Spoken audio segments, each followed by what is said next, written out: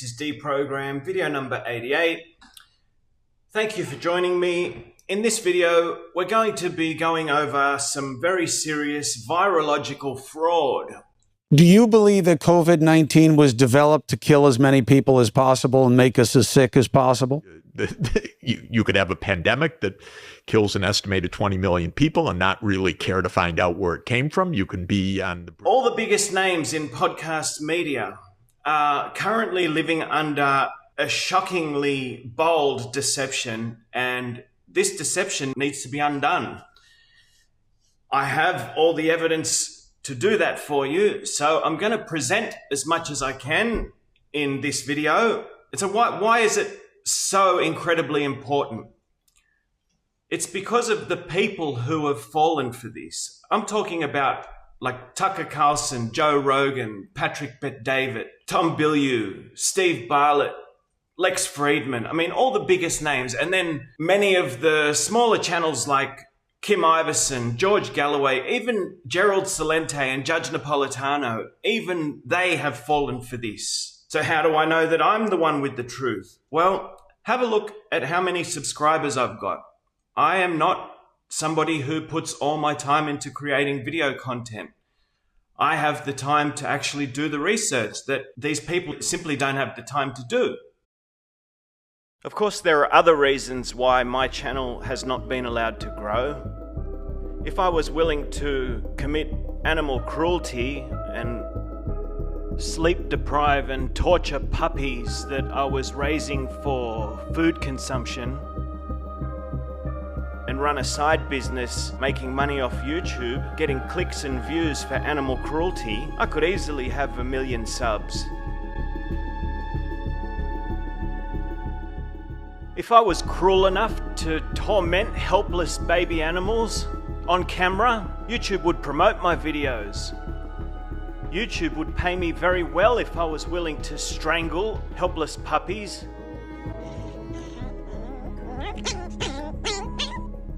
And use the force of an adult human to break the will of tiny animals that barely weigh a few ounces, and stun little piglets with electrocution or whatever other vile techniques these inhumane monsters use to do this to little piglets. If I wanted to engage in this sort of behavior, I could have millions of views. But my channel is committed to exposing government crime and seeking justice for it. I'm not interested in anything else except for ending the human condition of mass global slavery. So my channel will never get organic growth, and that's why I'm focusing my attention on those of you who already do have an audience. You are the ones who really need to know what's going on, because for every one of you who gets hoaxed, you then unwittingly go on to hoax hundreds of millions of people.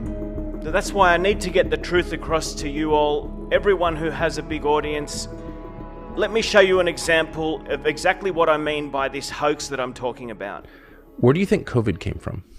COVID? The question is which lab and in which way. It almost surely did not come out of nature. It almost surely came out of a deliberate research project that had a core idea, which was to take a natural virus and make it more infectious. And we have one major blueprint of that, which is a research proposal called Diffuse, which was submitted to the Department of Defense,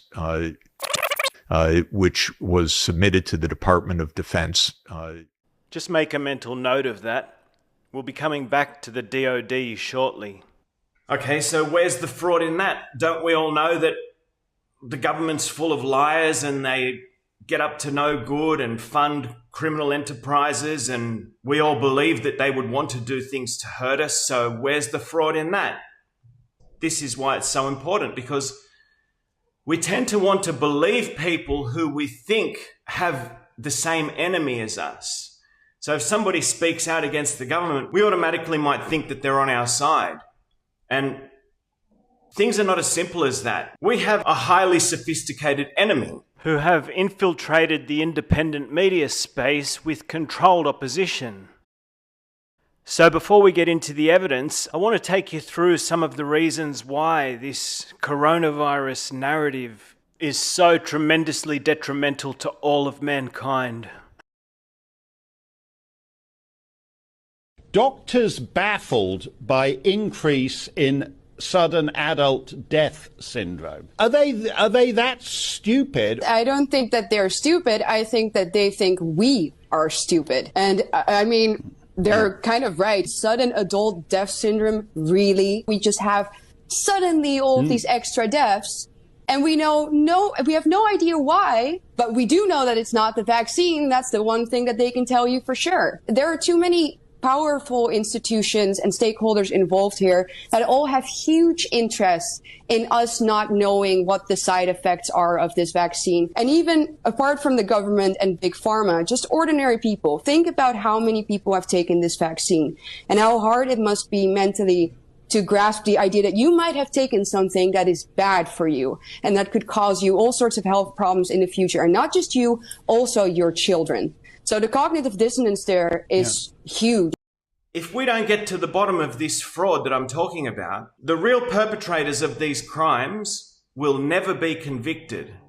The figures on excess mortality show that around about 25,000, 26,000 people, perhaps as high as 30,000, died as a result of homicide.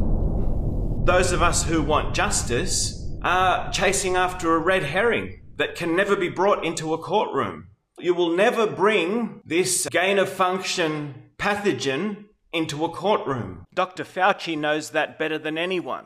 I fully agree that you should investigate where the virus came from, because if you look at the viruses that were used in the experiments, that were given in the annual reports, that were published in the literature, it is molecularly impossible. I want everyone to understand that if you look at those viruses, and that's judged by qualified virologists and evolutionary biologists, those viruses are molecularly impossible to result in SARS-CoV-2. This situation is far greater than just seeking justice. This idea of virology and contagion holds up a eugenics industry that is being passed off as medicine, that is in fact chemical warfare. Old people in homes and people of all ages all over the world are being poisoned deliberately with things that they call medicines that have no scientific basis to their distribution and use. Sure, if there's good medicines that help people, I'm not going to speak against that. But this video is to show you that the basis for all of these poisons is a fraud. Let me show you another reason why we have to get to the bottom of this deception, this fraud. How can you prepare for a new pandemic without establishing the origin of the most recent pandemic? And more than that, we're going to have another pandemic. If it came out of a lab, they're still doing this work. They're doing work on dangerous pathogens. Yeah, we're going to have another pandemic. Even if this one didn't come from it, this line of work is really dangerous. And who's watching it? Well, we don't know, because it's DOD. So not only are they setting us up for another fake pandemic, this is the second time that Sachs has mentioned the DOD. Now I want you to find out exactly why it's so important for the DOD to have you believing that all the death and injury is being caused by a virus. There are certain generals within the DOD that are wholly responsible for the unregulated industrial scale manufacture of these deadly shots. Sasha Latipova is a pharma industry expert whose former company was contracted by Pfizer for her expertise in the research and development of pharmaceuticals. She's about to show you official government documentation proving that the entire COVID-19 agenda had absolutely nothing to do with healthcare, Rather, it was a US government and military chemical weapons attack against the entire global population.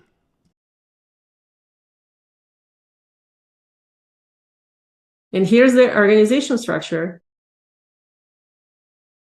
that was shared publicly in October 2020 at the Vaccines and Related Biologicals Advisory Committee meeting, where there were representatives of all these agencies discussing the pandemic response. So they have discussed this particular organizational structure for themselves.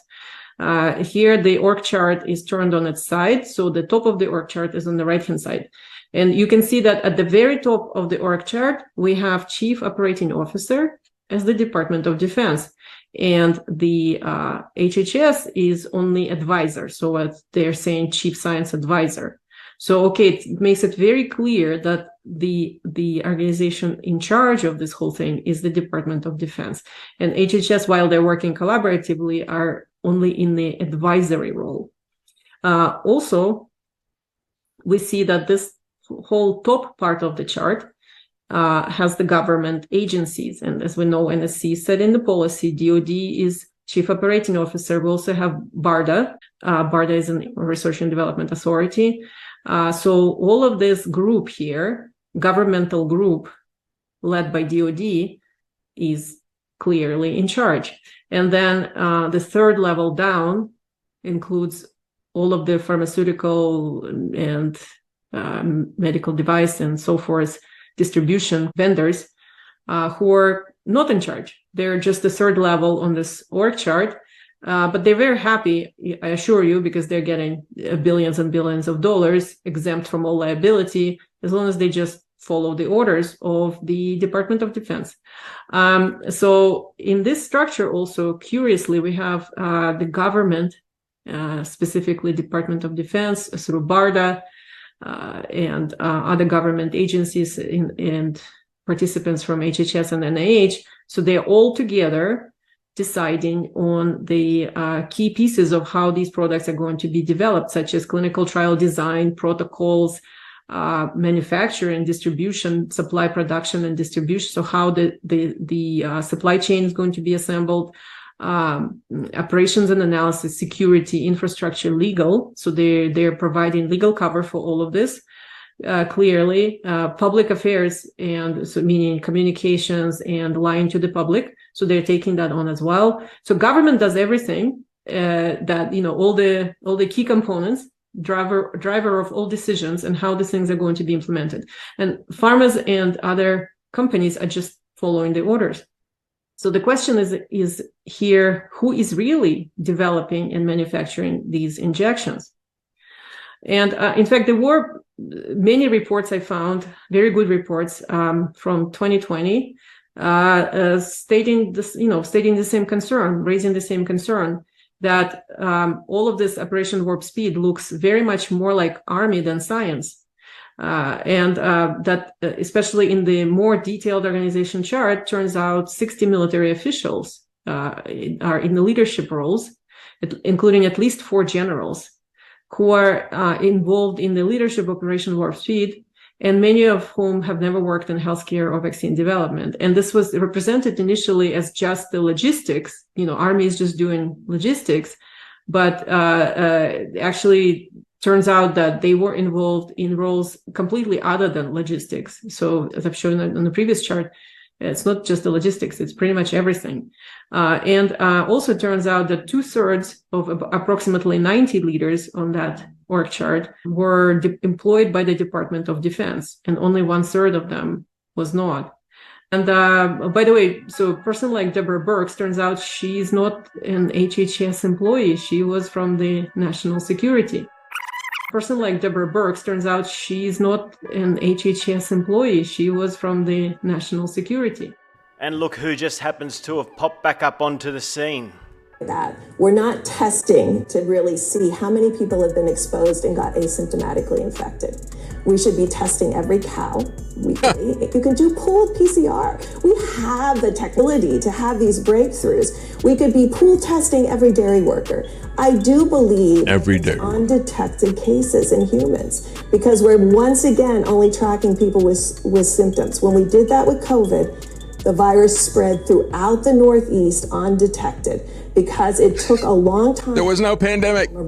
You were the pandemic. In the meantime, thousands, hundreds of thousands of people were infected with asymptomatic or mild disease. And asymptomatic. I've got another minute of Sasha's presentation on the role of the DoD in this global vaccine genocide. And then I'll show you another reason why we cannot let this fraud continue. So again, raises many questions, but clearly points that Department of Defense, 2/3 of leadership, and a lot of manufacturing and production belongs to them. And here's how here's the proof that this product is owned by the Department of Defense, by the US government throughout. This is a section from a contract published on the CDC, contract with vaccination centers. It says specifically that the product has been purchased by the United States government, but in the contract it actually says DoD, and it's owned, remains US government property until vaccine is administered into somebody. So here's the complete picture. The Department of Defense is largely in charge of it.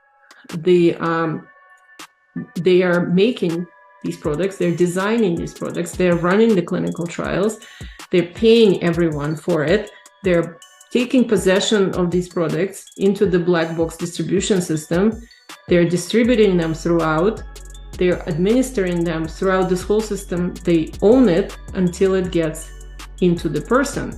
And that's why I'm saying these are weapons and they are intended to harm. And this explains why this hasn't been stopped, hasn't been recalled, hasn't been investigated. FDA is doing nothing about it. They're just pretending to regulate them and lying to the public about it. There's another very important reason we have to get to the bottom of this virological contagion fraud. Mothers like this all over the world, being made to smile for photos to enrich the cancer industry, while deep down we know they are despairing over the deaths of their innocent children. Children's hospitals, wards filled with hundreds of dying children, full of cancer and leukemia and all these diseases that never existed prior to the 50s. Ever since this vaccination schedule has ramped up, cancers and all these childhood diseases have ramped up. It's important that you listen to your intuition and consider what you know about youthfulness. It doesn't matter if you're talking about children, pets. Youth is life, it's strength, it's vitality. Children don't get cancer. These parents are poisoning their children and they don't even know it. Many of the people who watch this video will have made the same mistake. My parents made the same mistake. There comes a point when we have to look at the evidence, and if we're making a mistake, we have to stop making it. This is not even just about the children. It's about the future of human civilization. When you inject every newborn baby with a huge hit of neurotoxins, and that is a global agenda, what does that do to the neurology of the species? That's a systematic poisoning of multiple generations of people, and it drives everything. And it is intentional. So they want to poison people with these shots. But the vaccines in general are a poisoning mechanism, and it's been like that since forever. And the schedule has ballooned. Autism has increased dramatically in perfect correlation with it, and they're still denying that this is that autism is caused by vaccines. But in addition to autism, they cause everything. They cause obesity, they cause diabetes, they cause neurodegenerative diseases in children, they cause ADHD, anxiety, depression, Alzheimer's in elderly, autoimmune disease, inflammatory. You remember I made a documentary on vaccines. I don't know if you know. All the food allergies. I mean, they're all contaminated with these proteins of food proteins, and so the gluten, the wheat, the soy, the corn, all of it. So it's all vaccines. Yep. And and this has been driven by CDC militantly, forever. Yes. So all of this vaccination schedule, it causes autism in children because of the poisoning. Neurotoxins, they get into the brain, especially the metals that are like aluminum was always a problem, but they replace it with other things and metals, and they still get into the brain of the baby and they still cause autism. So it is a destruction of a human, and it's very cruel. But they do it on purpose. They absolutely do it on purpose. For anybody who thinks that we are sharing the world with psychologically fit-minded people, please just go and read the comments underneath these cruel shorts. You'll find all the links below. Have a look at how mentally brain damaged the people of this world are. It's my mission to show you how and why people are so physically, mentally, emotionally, and spiritually broken. This mass poisoning operation must stop. Look at all these crippling disabilities. Do we really think that this is just the way God made us? All the suffering that we endure with health is because we are so fearful of this idea of contagion that loving parents will stick needles into their newborn babies without ever having looked at what those individual ingredients are and the impact that they have on the body, mind, and soul of that precious brand new child. We are a trusting species. We trust our doctors. We trust the authorities. But I've got evidence that they're betraying us. And I need you to look at that. The world needs you to look at that. I'm going to be sending this video to those of you who have the biggest subscriber base on YouTube, on the internet. When you know the truth, you're in a position to undo this deception globally. As long as you continue on under this deception, we're all doomed to this mass poisoning just chipping away at our life force and our ability to resist.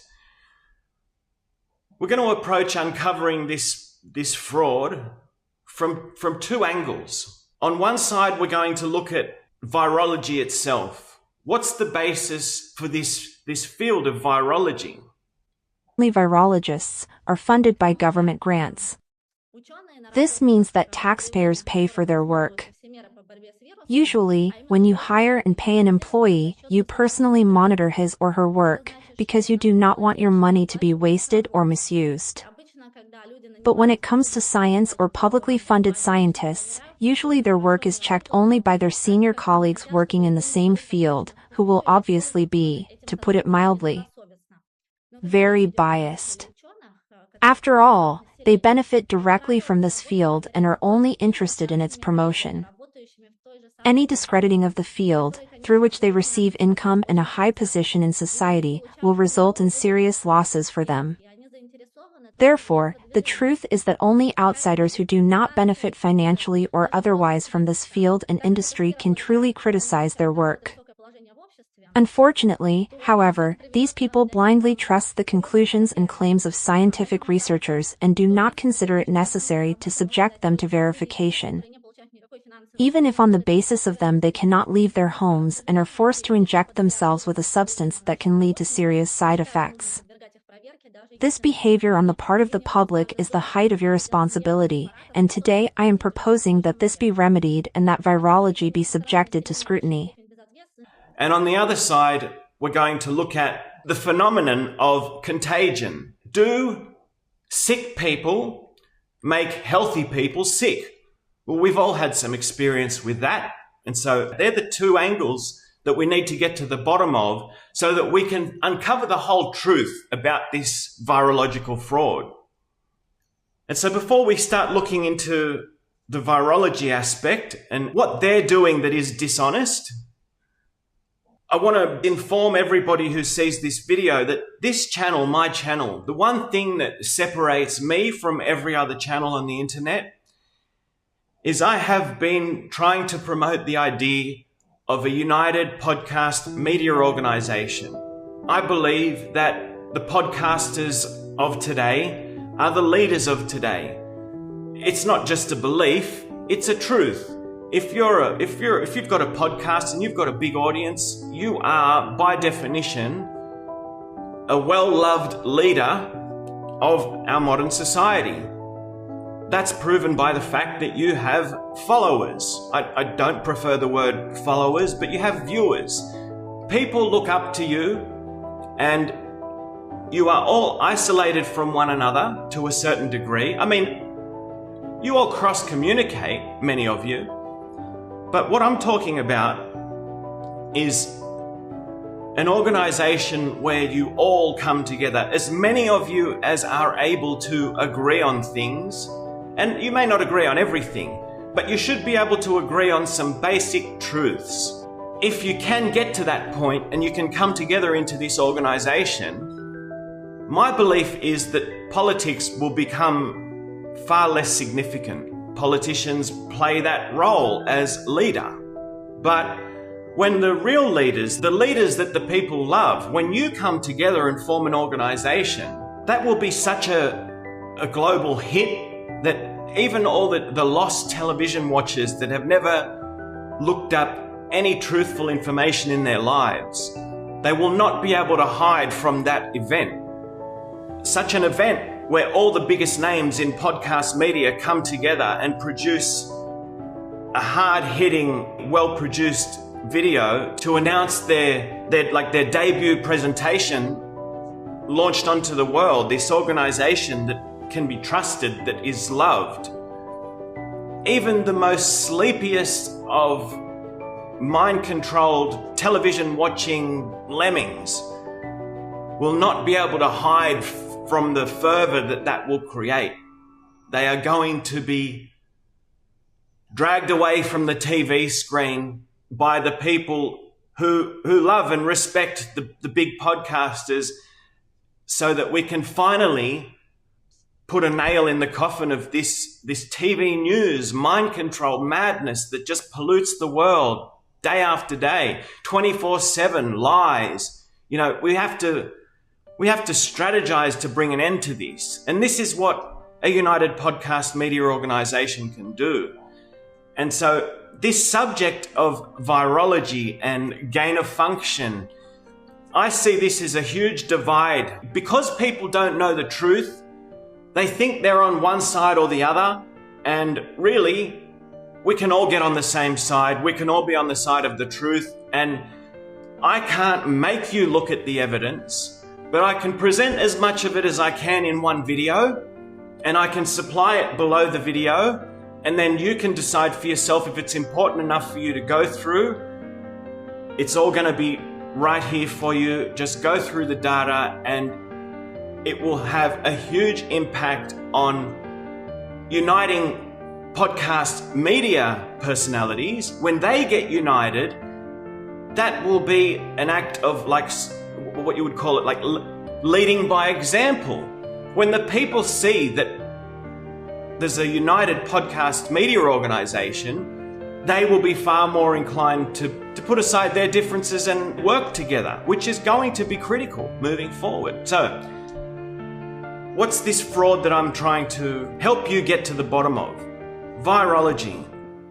Dr. Thomas Cowan is a real doctor, a real teacher. He's among a group of about 20 other doctors who chose to live in moral integrity and sacrificed their position with the medical establishment because they were not willing to subvert their patients and attack them with chemical warfare for the sake of a paycheck. When you listen to Tom, you hear that he has a very common sense approach to medicine and to health, to all the workings of the human body from a holistic perspective.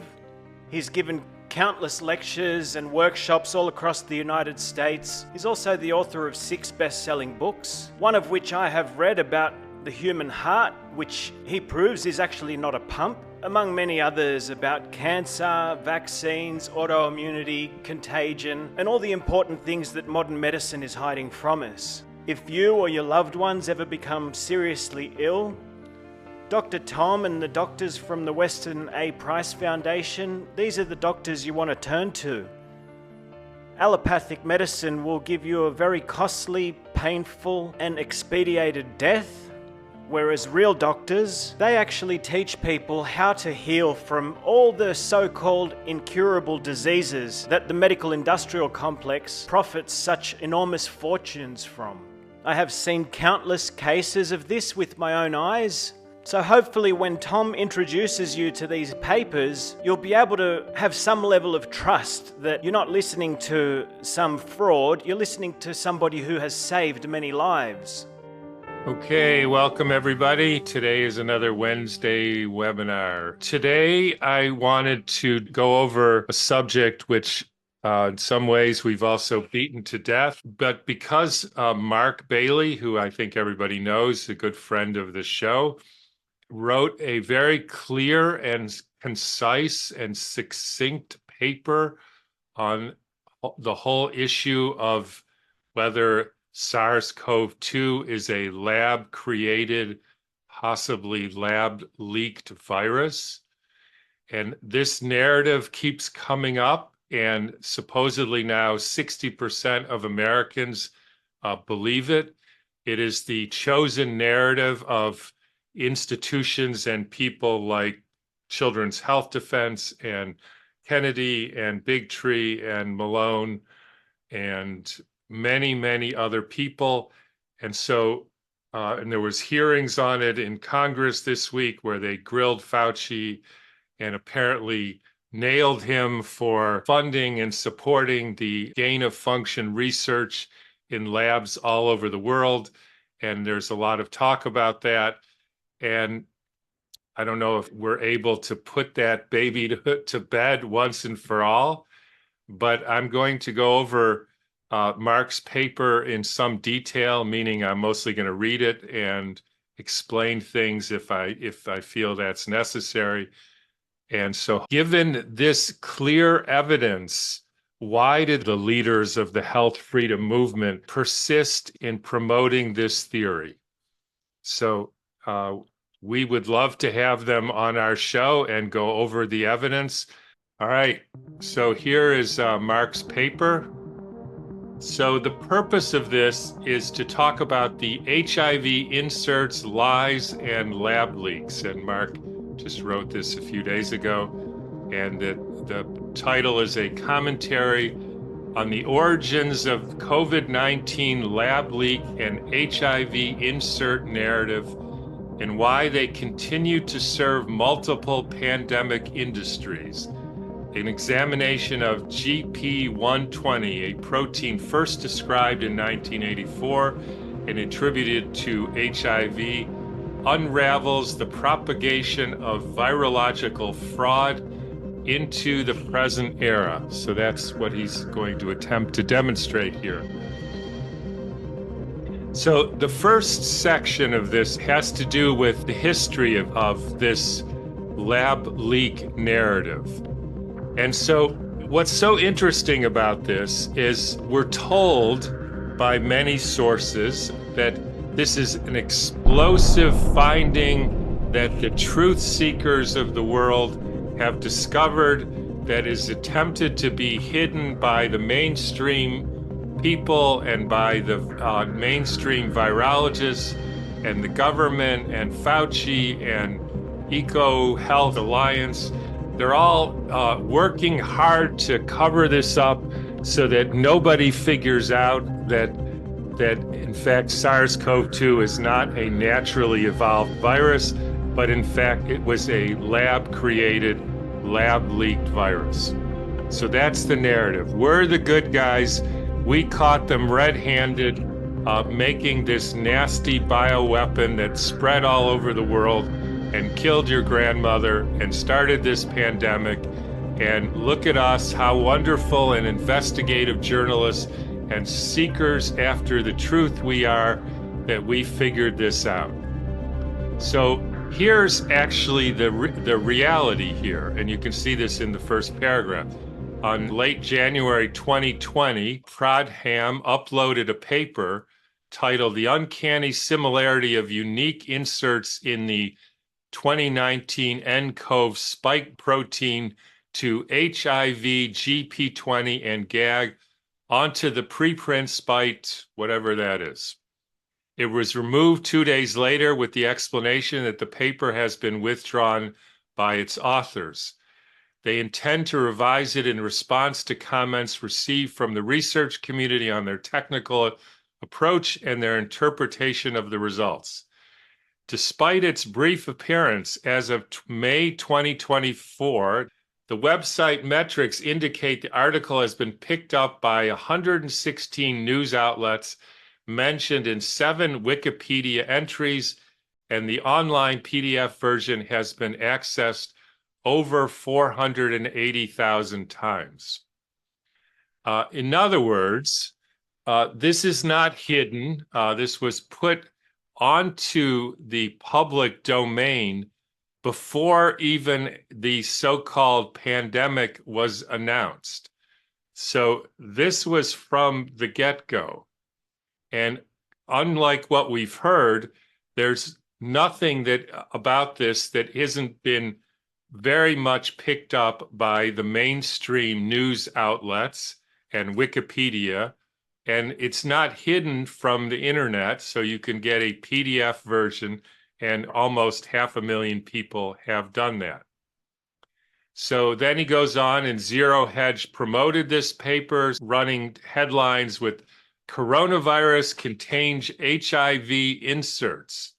And this, of course, as he says, creates fears over artificially created bioweapons, and 1.7 million people saw this.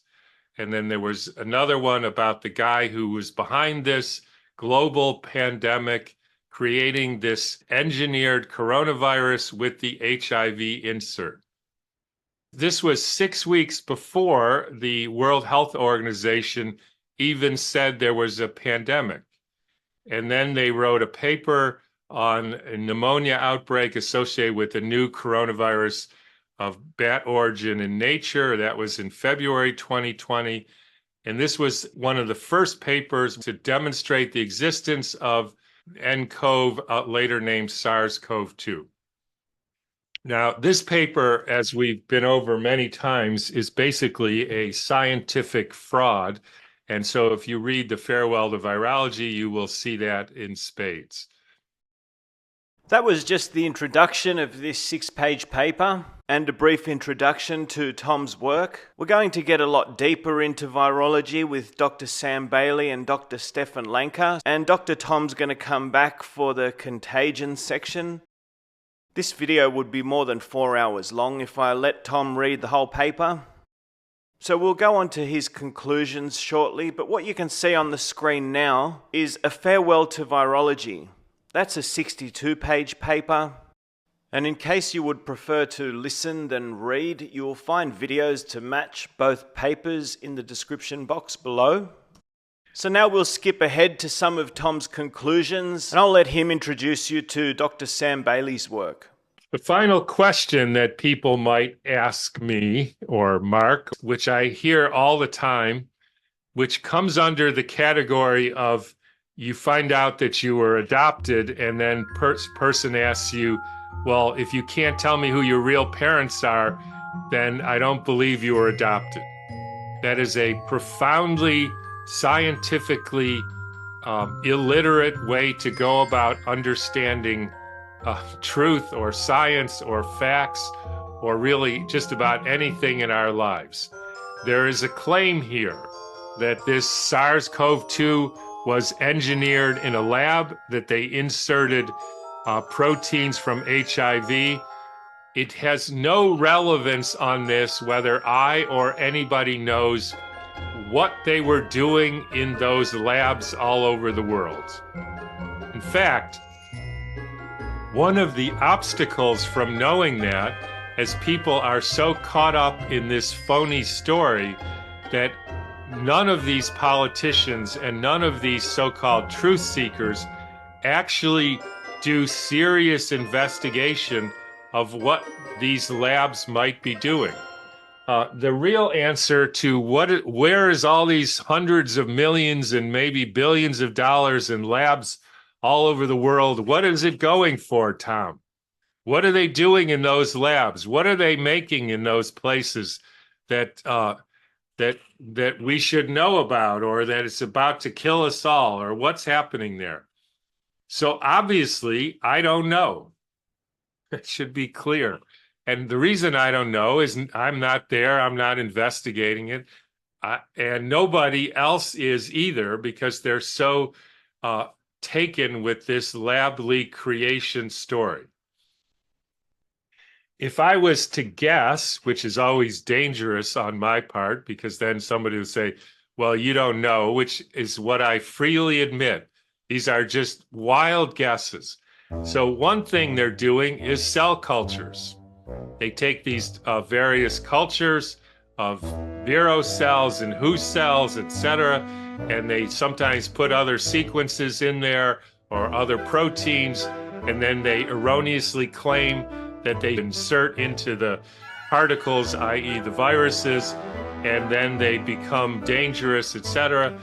So they're basically just doing cell culture experiments, and my guess is that's mainly what they're doing, because that's what they publish. It has nothing to do with viruses or virology or creating weapons or anything else. It's just basic virology nonsense. So that's my first thing that I think they're doing, because that's what they actually publish. Now, if somebody said, well, but they have way more money, that they can't just be a bunch of guys doing cell cultures. They don't need hundreds of millions of dollars and institutes all over the world to do this, and that's probably true. So maybe they're laundering money. Maybe that's why they're in the Ukraine. So they take this money and they only need a tenth of it to do their bogus cell culture, so-called isolation experiments. By the way, anybody who wants to refute any of this, the way you start is by saying, give me a definition of isolation. And they won't. But you say, how about if we use the dictionary term, which is separate one thing from all other things? Can you show me a photograph of where they have isolated, i.e. separate one thing, i.e. the virus, from all other things?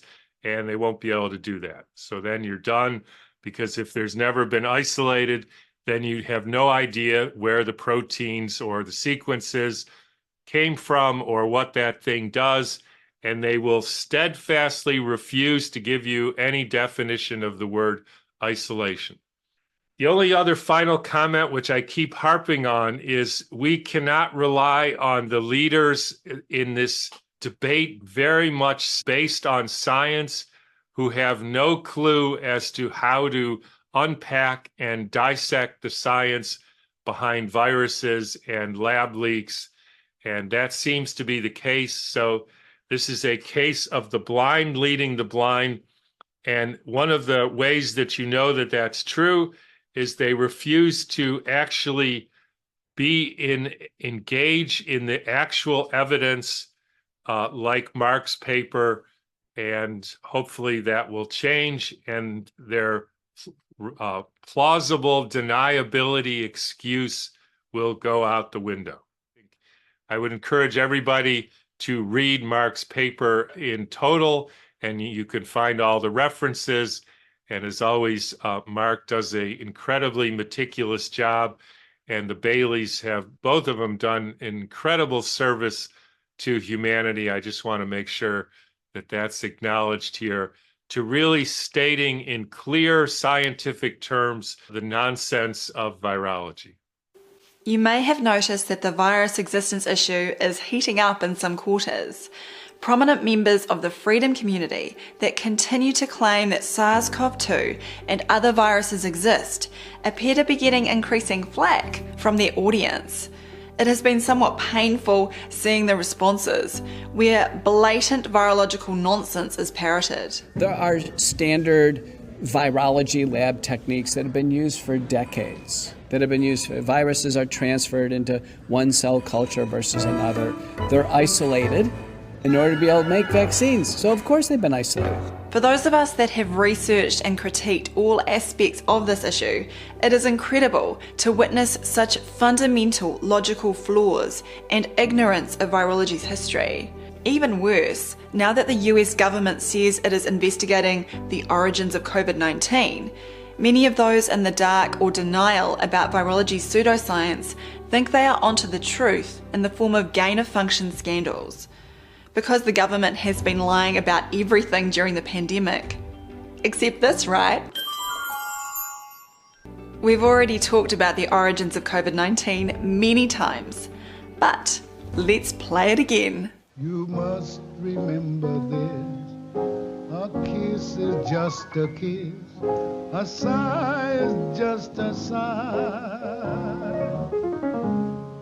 The fundamental things apply as time goes by. On March 5th, 2023, the Congress of the United States Select Subcommittee on the Coronavirus Pandemic issued a memorandum.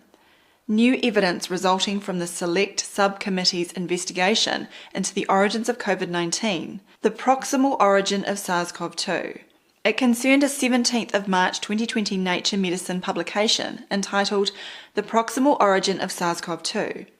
To me, it is surprising that anybody still believes the gaslighting that comes out of the government, its ultimate controllers, or its subsidiaries. The last 3 years have been one of the biggest propaganda and fraud campaigns of all time.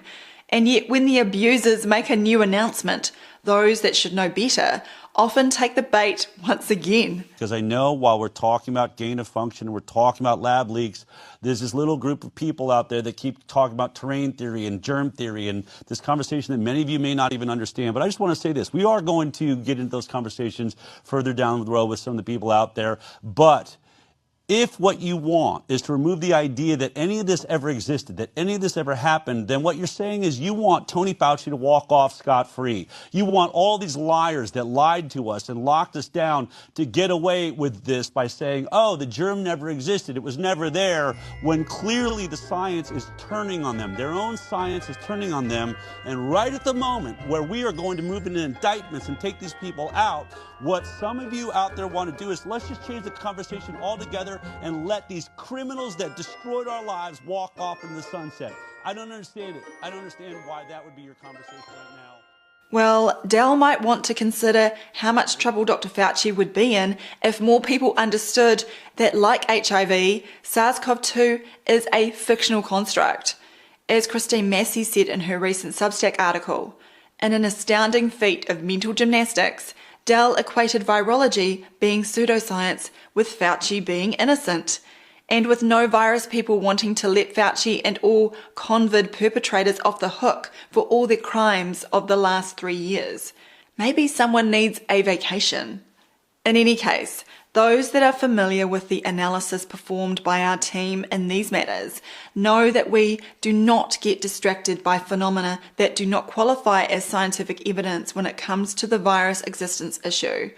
Press conferences, congressional hearings, sensationalized media reports, and emails may be all very entertaining, but if they do not follow the scientific method and logic, then they do not count as scientific evidence. The Select Subcommittee stated, on April 16, 2020, slightly more than 2 months after the original conference call, Dr. Collins emailed Dr. Fauci expressing dismay that proximal origin, which they saw prior to publication and were given the opportunity to edit, did not squash the lab leak hypothesis, and asks if the NIH can do more to put down the lab leak hypothesis. New evidence released by the Select Subcommittee today suggests that Dr. Fauci prompted the drafting of a publication that would disprove the lab leak theory. The authors of this paper skewed available evidence to achieve that goal, and Dr. Jeremy Farrar went uncredited despite significant involvement. To the uninitiated, this probably looks like some sort of smoking gun. Dr. Fauci attempting to suppress furtive gain-of-function lab work and other nefarious activities. However, none of this constitutes evidence of a, quote, virus. One has to look no further than the alleged evidence that makes up the Nature publication to see that there is nothing to see here. The paper opens by stating, since the first reports of novel pneumonia, COVID-19 in Wuhan, Hubei province, China, there has been considerable discussion on the origin of the causative virus, SARS-CoV-2, and gives 3 citations for this claim. The first 2 are some of the original papers that came out of Wuhan in early 2020, one being Peng Zhao et al. And the other Fan Wu et al. Haven't we been here before? Fan Wu et al.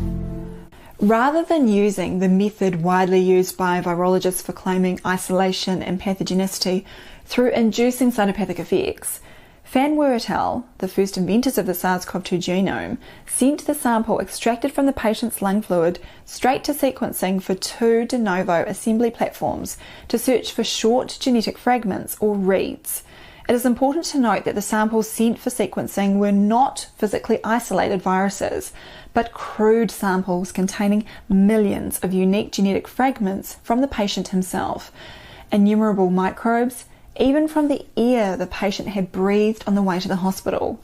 Over 56.5 million reads were produced from this genetic soup and pieced together to create 384,000 contigs on Megahit and 1.32 million contigs on Trinity, perhaps with a predisposition to prove their unproven canard that there is the ongoing ability of viral spillover from animal to cause severe disease in humans.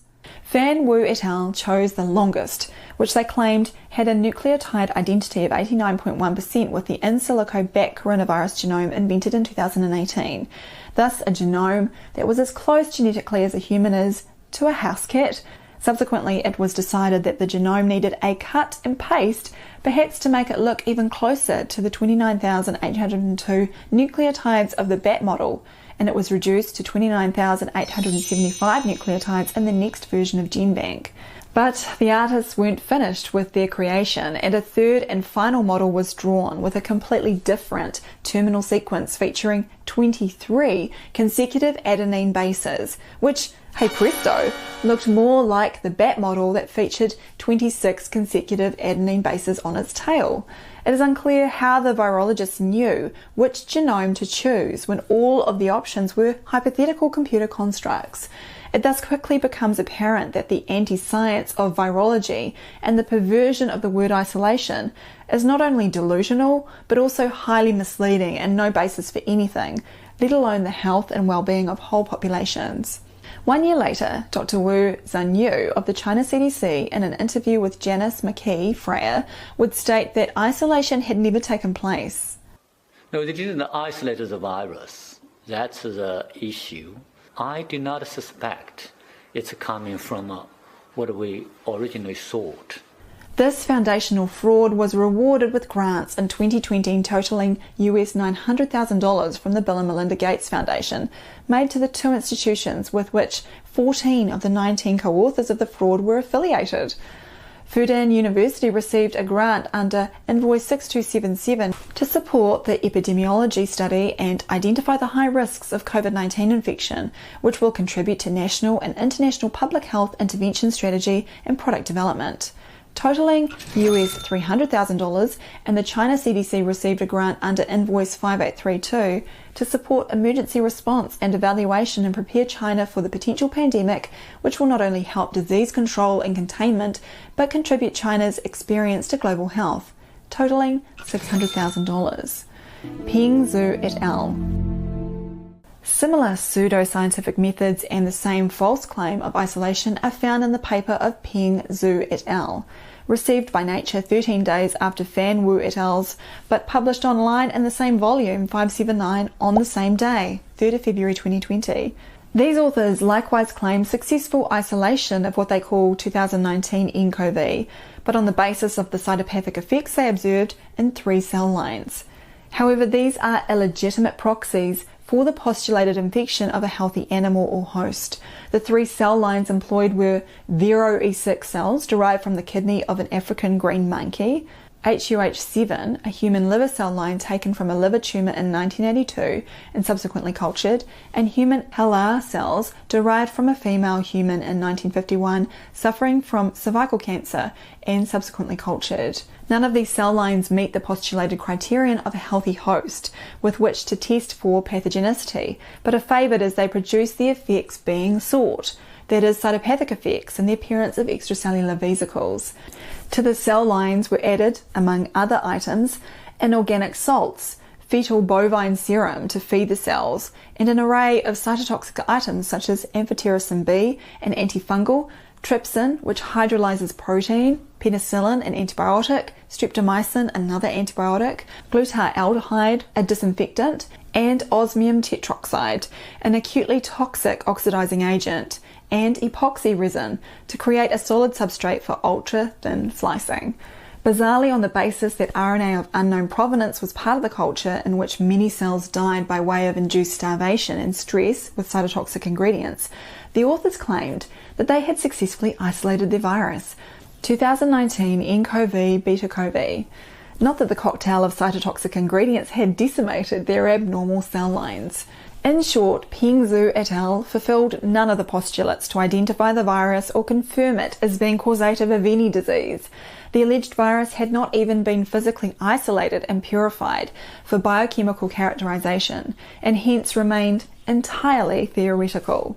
This was apparently of no concern to the Bill and Melinda Gates Foundation, the foundation providing the Chinese Academy of Sciences, with which 24 of the 27 co-authors were affiliated, with a 2020 COVID-19 related grant under Invoice 6377 totaling US $359,820 for the following purpose: to support developing assays, platform of drug screening and subunit vaccines of coronavirus, which will contribute to product innovation of COVID-19 pandemic control. Mark dissected both of these papers in further detail in his essay, A Farewell to Virology, exposing the unscientific and even deceptive experiments that took place. Neither of the Chinese papers came close to providing evidence of a virus, and as we've come to expect from the virologists, they utilised insufficient methodologies with no appropriate control experiments. The third citation, the proximal origin paper provided, was the Gorbelinia et al. Paper, Severe Acute Respiratory Syndrome Related Coronavirus, the Species and its Viruses, a statement of the Coronavirus Study Group, featuring Ralph Barrick and Christian Drosten. Well, that doesn't even claim to provide any experimental evidence for a virus. As the title explains, it is simply a statement by a study group.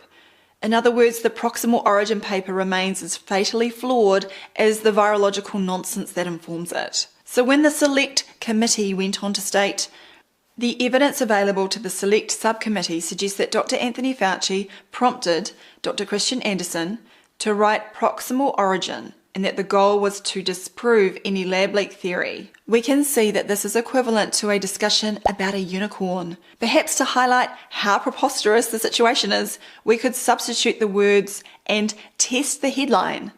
Dr. Fauci's goal was to suppress the lab leak origins of the unicorn.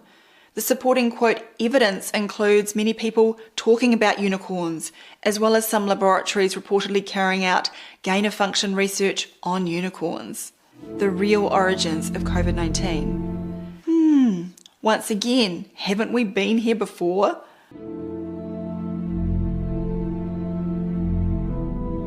There has not been a single paper published by anyone that has actually established that anything novel since November of 2019 has clinical distinction from anything that predates November of 2019. One of the first documented clusters of what was retrospectively called COVID-19 was in December 2019 in Wuhan, China, when 41 patients with pneumonia were hospitalized. The most common symptoms of these patients were fever, cough, and myalgia or fatigue.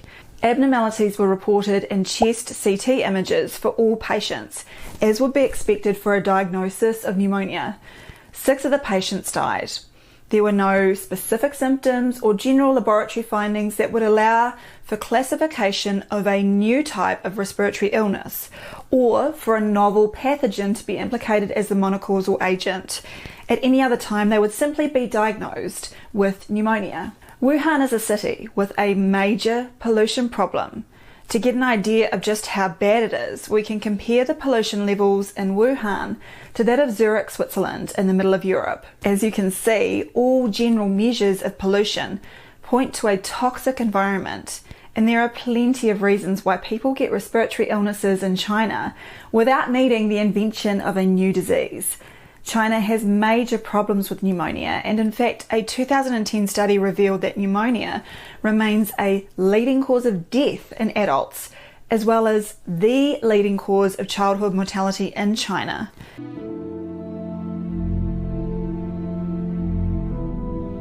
The declaration of a novel coronavirus was actually entirely a fallacy. There was no novel coronavirus.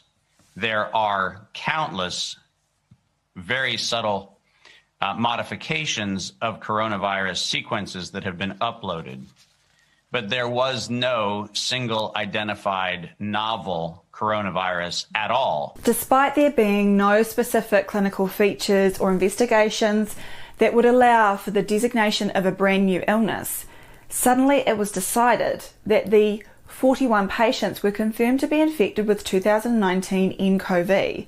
The presence of 2019 nCoV in respiratory specimens was detected by next-generation sequencing or real-time RT-PCR methods. But how did they know they had discovered a new virus? Because they had apparently detected some short genetic sequences purported to relate to the envelope gene of CoV. If you suspect something dodgy is going on, you would be right. How was it determined so quickly that they had identified a new pathogen? And who was coming up with these genetic sequences? Well, it was all based on the National Health Commission and China CDC reporting they had identified the first complete genome of the novel beta genus coronavirus 2019 nCoVs on the 3rd of January 2020. Although this might sound like some high-tech wizardry, this so-called complete genome is a fabrication. It was never shown that the sequence came from any virus, let alone a new virus. The sequences were obtained from crude bronchoalveolar fluid samples obtained from a single designated case, not from purified viral particles. From this crude sample containing billions of genetic fragments, computer software was used to analyze potential combinations and then organize them into a hypothetical genome. More on the dubious technique of genome sequencing later in this video. In the meantime, you heard that right. The original sequences came from a single case who was said to have COVID-19 because they had detected some genetic sequences, and these sequences mean the person has COVID-19. Welcome to the circular reasoning of modern virology. No virus is required. How do I know that virology is a fraud? I was so much of a germaphobe that I got flu shots every year. From the time I was 19, at 19 I had a collapsed lung and the surgeon told me that you better get flu shots, so I trusted him and I got flu shots almost every year for about 17 years. That took me up until the age of 35. I spent from 19 to 35 sick. 12 months of the year, I spent between 6 and 9 of them sick. I was lucky if I could get a couple of weeks feeling well in between flu, cold, tonsillitis, bronchitis. Everything that could go wrong with my body was going wrong. I wanted to kill myself. I wanted to end it. I would pray to God to take me out of this miserable place of suffering. When finally, after all these years of not being able to enjoy my life because I was constantly sick, towards the end of 2016, I was going overseas and I thought, well, I better go and get a flu shot. And during the couple of weeks prior to going overseas, I started having seizures in my sleep. And I didn't connect it to the flu shot. It was actually my partner at the time who said that was that shot you got. I didn't believe it at first, but I started looking into it. What causes these sorts of things? And it just so happens that night seizures is a neurological issue. What causes neurological issues? Neurotoxins. What's in flu shots? Neurotoxins. So I never got another flu shot. And within about 12 months of that flu shot, my medical history practically ends. Like, I've got a medical file like this. Since stopping these injections, I have not even had a sniffle. I haven't had the slightest issue with my health. So that told me that there's something going on with these injections. What is this that they're putting into us? If we can live our lives without ever catching anything, but when we get these injections, we are constantly catching things. Is that what it is? Are we catching things? No. When you put poisons in, they need to get out. This is what flu-like symptoms are. How do I know this? I know this because during all this time of sickness, one of the sicknesses that I got was pericarditis and myocarditis. I already mentioned the pneumothorax. These experiences are very painful. You end up in hospital and they put you on narcotics, on opiates. I was addicted to opiates, and when you come off them, it doesn't matter even if you've only had a couple of packets or if you've been on them for months. When you come off opiates, you have to get that poison out of your system and you go through a detox. And the detox starts off with watery eyes and a runny nose, and then you'll start sneezing and you'll get depressed and you'll be sweating and your joints will ache. And depending on how much poison you've put in is how severe those flu-like symptoms will be. But it's a detox. I know this from personal experience because I've had the detox, the literal detox that comes when you stop taking opiates. And I've also had what people call flu, colds. It's all the same thing. It's all your body trying to get stuff out. And this explains perfectly why drugs like ivermectin, hydroxychloroquine, monoclonal antibodies have such a powerful effect on shutting down the symptoms that people call COVID-19.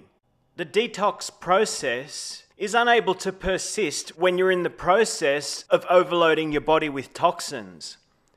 Our bodies are self-healing organisms. It's a highly intelligent design that is never deficient in any pharmaceutical or toxic chemical. We don't get pharmaceutical deficiencies. Our body always knows how to heal. So what these drugs actually do is they shut down your healing process. Your body knows not to try and cleanse you while you are continuing to put toxins in. The detox always comes after the toxic consumption has subsided. And it's very important to note the depression that comes with it. I've heard Tucker Carlson say that when he had COVID, he got this incredible depression. That's what happens. That's a part of a detox. You will never do a detox without going through some emotional turmoil. It's a part of it. It's how we're made. And the first question that a lot of people ask is, well, if there's no COVID, then what did I get? I saw a PCR test that said I had COVID. I'm going to address PCR here. PCR is not a test.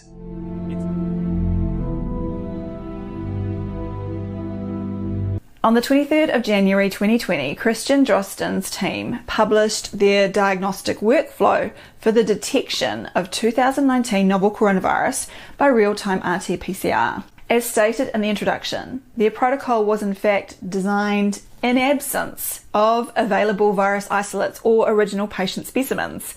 The hypothetically formulated assays were based on downloading SARS-related virus sequences from GenBank in the sequence released by the Chinese authorities on the 3rd of January.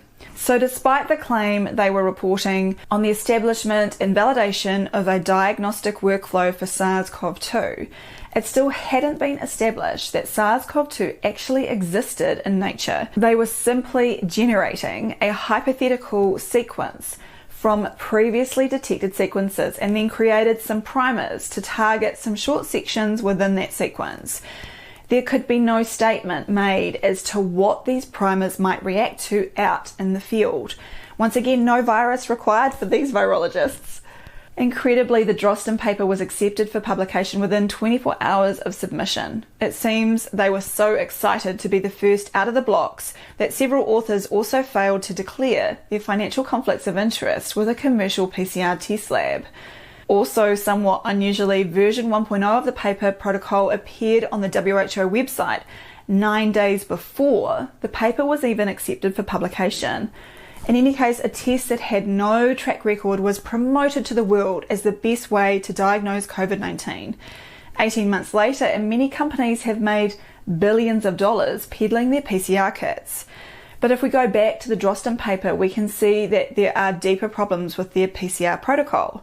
In the section where they discuss the sensitivity of their PCR, there is a key word that only gets mentioned once in the paper: analytical. They say to obtain a preliminary assessment of analytical sensitivity, we used purified cell culture supernatant containing SARS-CoV strain Frankfurt 1 virions grown in vero cells. The definition of analytical sensitivity is outlined in Stephen Buston's MICE guidelines. Analytical sensitivity is how good the assay is at picking up the sequence if it exists at all in a sample. Going back to the Drosten paper, they go on to outline the specificity testing of their PCR protocol. This is somewhat disingenuous as they are only talking about the analytical specificity of their PCR, which refers to the assay detecting the appropriate target sequence rather than other non-specific targets. This is a pivotal point and is how a pandemic can be created out of thin air without requiring any virus at all. Essentially, Drosten and his team just created a new PCR protocol and said it could be used to specifically detect the new virus with absolutely no proof of this claim. It gets even worse because the Drosten paper has nothing to do with clinical application of the PCR, i.e. how well the test works in the field. As outlined in the MICE guidelines, we need to know the PCR's diagnostic specificity.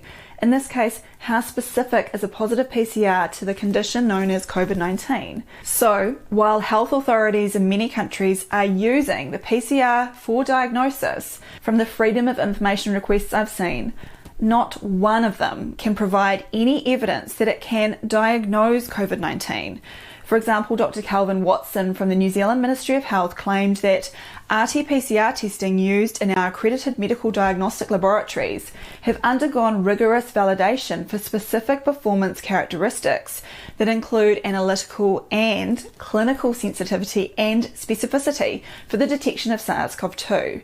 When asked to provide evidence of this, the ministry replied, "The ministry does not conduct studies or research into PCR testing. The clinical, aka the diagnostic sensitivity and specificity of assays for the detection of SARS-CoV-2 and COVID-19 infected individuals has been determined in numerous settings globally." But despite saying there were numerous studies, the ministry could not even list one to back up their claim. They are lying, and it is out in the open. Something that cannot be emphasized enough about PCR is that if you go looking for genetic sequences in nature, you will find them, especially when you are looking in crude biological specimens, such as those from bronchoalveolar lavage or nasal swabs. For example, every ml of saliva contains millions of human and bacterial cells, and a single mammalian cell has been estimated to contain around 360,000 mRNA molecules. I'll let Carrie Mullis, the inventor of the PCR, point out the fallacy of drawing conclusions from the mere detection of some genetic fragments. And with PCR, if you do it well, you can find almost anything in anybody right? I mean, because if you can amplify one single molecule up to something that you can really measure, which PCR can do, then there's just very few molecules that you don't have at least one single one of them in your body, okay? So that could be thought of as a misuse of it, just to claim that it's meaningful.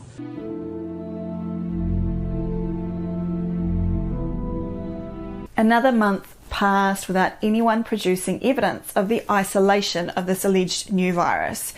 But then from late February 2020, several teams in different parts of the world stated proudly announcing that they had isolated SARS-CoV-2. Their papers featured electron micrograph pictures of what they claimed demonstrated viruses in their cell cultures. So how on earth did they establish that these were viruses at all, let alone the new SARS-CoV-2 virus? Welcome to the magical world of virology, where certain intracellular vesicles and certain extracellular vesicles become viruses when the virologists point arrows to them. Our experts then confirmed that they had SARS-CoV-2 in their sights by performing genome sequencing on their culture brews. But there is a major problem here. My Virus Mania co-author, Torsten Engelbrecht, made a point of contacting all these study authors to ask them whether any of the electron microscope images they obtained depicted completely purified viruses. And we published the responses in the 3rd edition of Virus Mania, confirming that in not one instance did any of them obtain purified viral particles. Let's recount our storyline before we continue. They obtained the first genetic sequences from a crude mixed biological sample from a single patient in Wuhan. They declare that the hypothetical computer-generated genome from the sample comes from a novel virus, but at no point was it established that A, there is a new virus, or that B, the sequenced RNA came from a new virus. It is simply declared at this point that this is a fact. A PCR protocol is then designed to detect small sequences within the hypothetical genome. Those with positive PCRs are now all declared cases of COVID-19. The study authors find someone who has tested positive for these particular sequences and then use a sample from that same person to perform a viral, or more accurately, a tissue culture. From these cultures, they find they can get the software to generate sequences that closely match the previously generated sequence and call, bingo, we've found the virus again. Ooh, that's a bingo. But if you've been paying attention, there is still no evidence of any virus at this point for several reasons. Firstly, those that claim they have isolated SARS-CoV-2 and sequenced its genome have all admitted they never purified the alleged virions. So where is the step to provide evidence that the RNA comes from inside a virus? They're telling us that the PCR and constructed genome sequences are providing specific evidence of a virus, because the PCR and constructed genome sequences are providing specific evidence of a virus, because the PCR and constructed genome sequences are providing specific evidence of a virus. Secondly, the proffered electron micrograph images simply show vesicles, which at best can be called viral-like particles. In order to be called a virus, there needs to be another step to show that these particles are infectious and are the specific cause of the condition COVID-19. But modern virologists don't go there because experiments that have a historical failure rate of 100% don't look good for the narrative. Nothing has changed since 2020. The virologists have not redeemed themselves to produce any actual evidence of viruses established through the scientific method. In July 2022, we launched the Settling the Virus debate statement to continue to expose the anti-science. The statement challenged them to perform their usual techniques of PCR, tissue cultures, electron microscopy, and genomic sequencing. However, this time, doing it in a blinded and scientifically controlled manner. As we said, this would be the first step in determining whether such an entity as a pathogenic human virus exists. It would test whether their methodologies even had internal validity. We know, of course, that the problem goes deeper, because no particles have ever been shown to exhibit replication competence with contagious disease-causing properties. In any case, virology is an offshoot from the equally scientifically bankrupt germ theory. The virus model is finished, and the world is gradually waking up to the fraud. If we are talking about the origins of COVID-19, then there is no place for alleged lab leaks, gain of function, or Hollywood-style zoonotic jumps. Aside from the fact that COVID-19 was never a new disease and the PCR and rapid antigen kits have no established diagnostic validity, SARS-CoV-2 never existed as claimed. It only exists as a phantom construct that was used to bring about fear and usher in other agendas. Expect it to go on until more people wake up, ignore the bankrupt germ theory paradigm, and make the move into a much brighter terrain. Virologists have resorted to creating their own pseudoscientific methods to replace the long-standing scientific method, as well as changing the dictionary meaning of words in order to support their anti-scientific practices. The heart of the COVID-19 fraud is based on virology's claims. It is not a strategic mistake to direct our energy towards exposing virology's fallacies, otherwise defeating COVID-19 responses while leaving the virological nonsense intact opens the door to any number of viral pandemics in the future. We have to separate what causes symptoms and sickness from virology. Virology is telling you that there is an invisible pathogen. That's one thing. Then people having sickness and disease and illness, that's a separate thing. We're never going to get to the bottom of the cause of that. I'm telling you, from my experience, it's a detox. But there's no medical literature to back that up because it will never be done, because everybody's convinced it's these invisible pathogens, which are not the cause of the symptoms that people call COVID-19 or flu. There is no scientific connection between the two.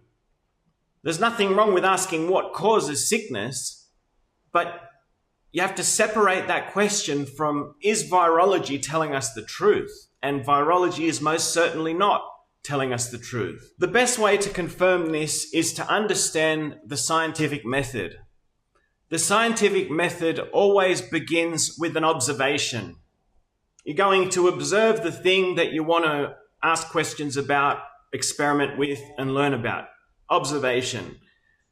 This is where virology fails. The thing that they claim to be observing has never been actually separated from all other things. And that's important because you can't claim that there is a thing until you have separated it from all other things and actually analyzed that thing by itself. This is what virology has never done.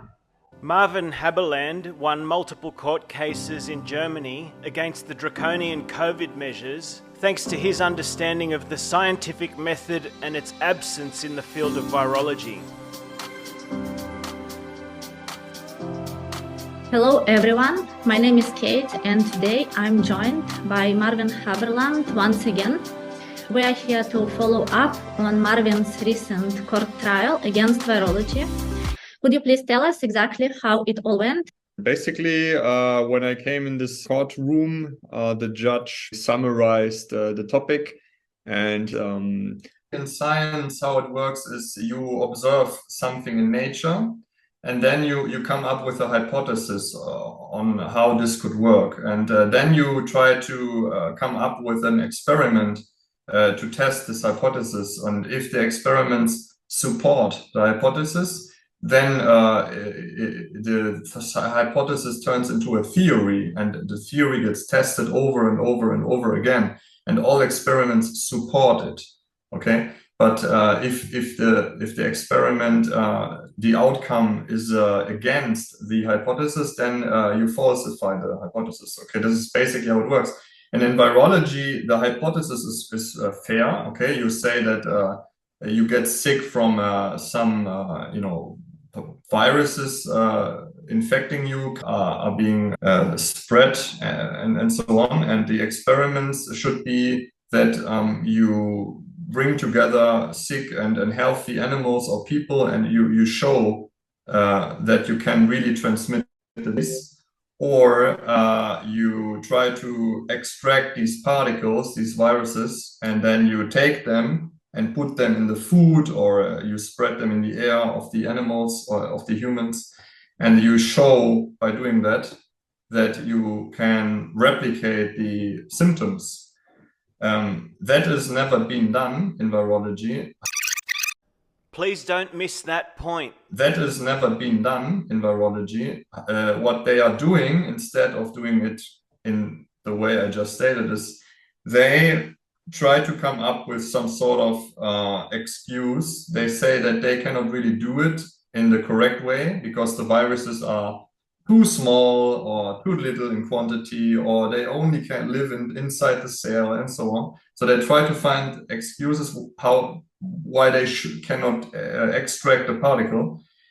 And then they do some experiments in the lab. So they never do it in like a real in vivo. They only do it in vitro in the lab. They take cell cultures and then they mix a lot of different chemicals, antibiotics, and other substances together with fetal bovine serum, cell cultures from monkey kidney cells, and so on. So they have a big brew of different components, and then they observe that this cell culture basically disintegrates or dies, and they say, okay, this is the proof for a virus. But this is impossible scientifically because there are so many variables. There are the toxic antibiotics, the fetal bovine serum, then they take off the fetal bovine serum, so they remove the nutrition. Then there is different other chemicals involved, the trypsin sometimes. Trypsin is an enzyme that dissolves protein. Monkey kidney cells are protein, and they put trypsin in knowing that the trypsin will dissolve the kidney cells and cause breakdown. Then they observe the cellular breakdown and call those broken down particles viruses. In other words, it's a blatantly obvious scam and we're letting them get away with it. And, several different steps along the way. So it's impossible to say that the result is caused by a virus. And what is on top of that unscientific, and everyone can understand this, they don't have the control experiment. So they are just running all these steps, and they are doing what is called like circular reasoning, and they don't have any control. So they are trying to find causative results, cause and effect, but it's impossible to do it. This is just a correlation. They observe that something happens, but they are not really using the scientific method to come up with the cause-effect relation. Yeah, the control experiment would be you do the exact same experiment.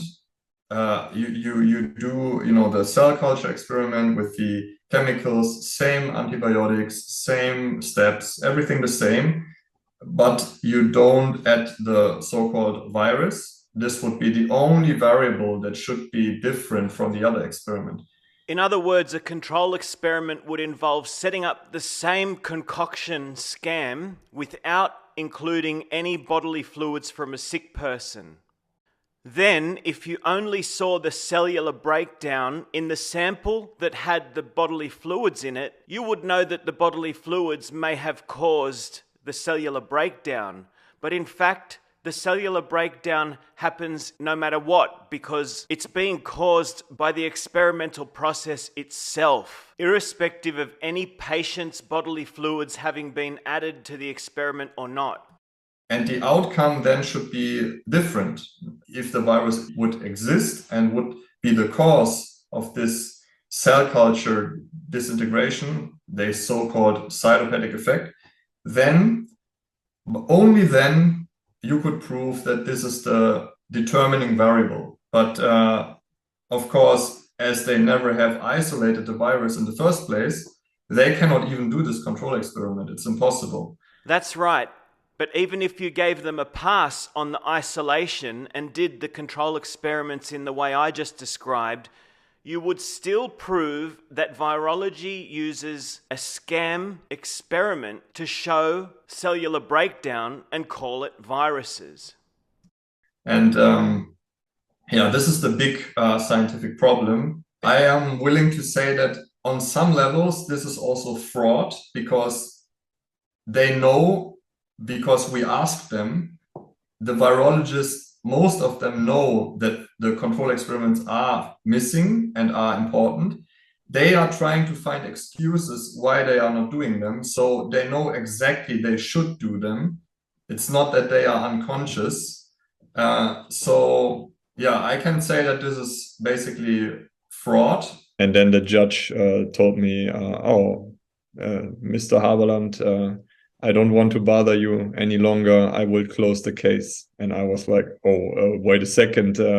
Why are you closing the case? Why are you not, issuing an official statement, or even sentencing me, or have you performed any scrutiny in the things that I asked you to do? For instance, I asked the judge to get an official report by any virologist and confirming what I am saying is correct.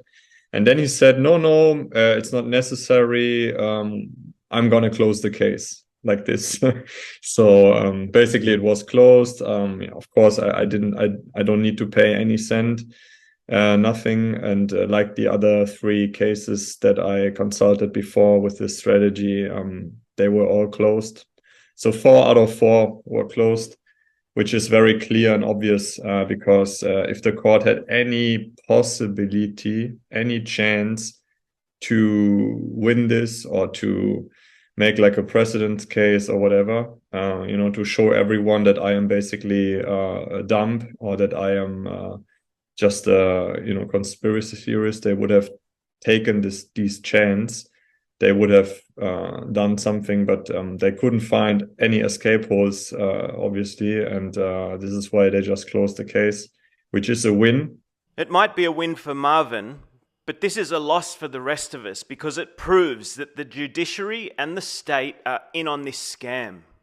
And so I'm happy that it is now 4 out of 4, and everyone can see that there is no fundamental behind this. And if you go to the court with this easy approach, they have no chance, because it's crystal clear.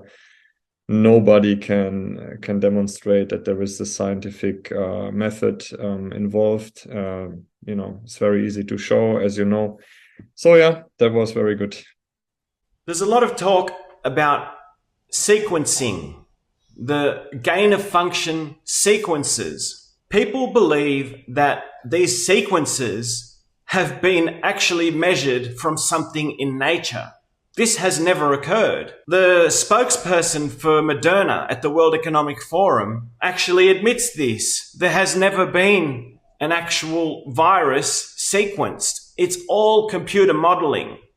Entering this golden era where, biology is going through its own digital transformation. We have more and more tools that digitize aspects of biology. So at Illumina, for example, we make the machines that do genomic sequencing. So you put in blood or saliva or plant material, and we'll tell you the DNA or the RNA in that sample.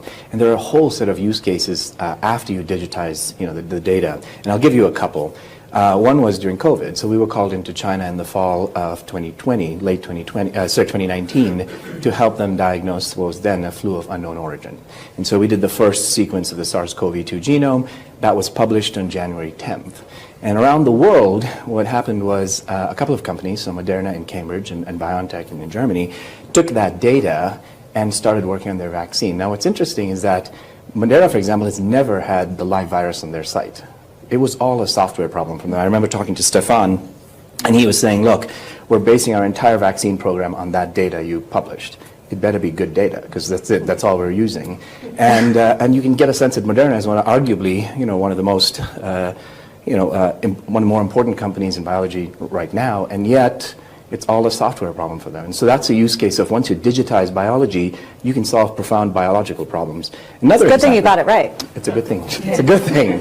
Dr. Andreas Papielski from the University of Rostock, he actually said that actually the scientific controls are lacking.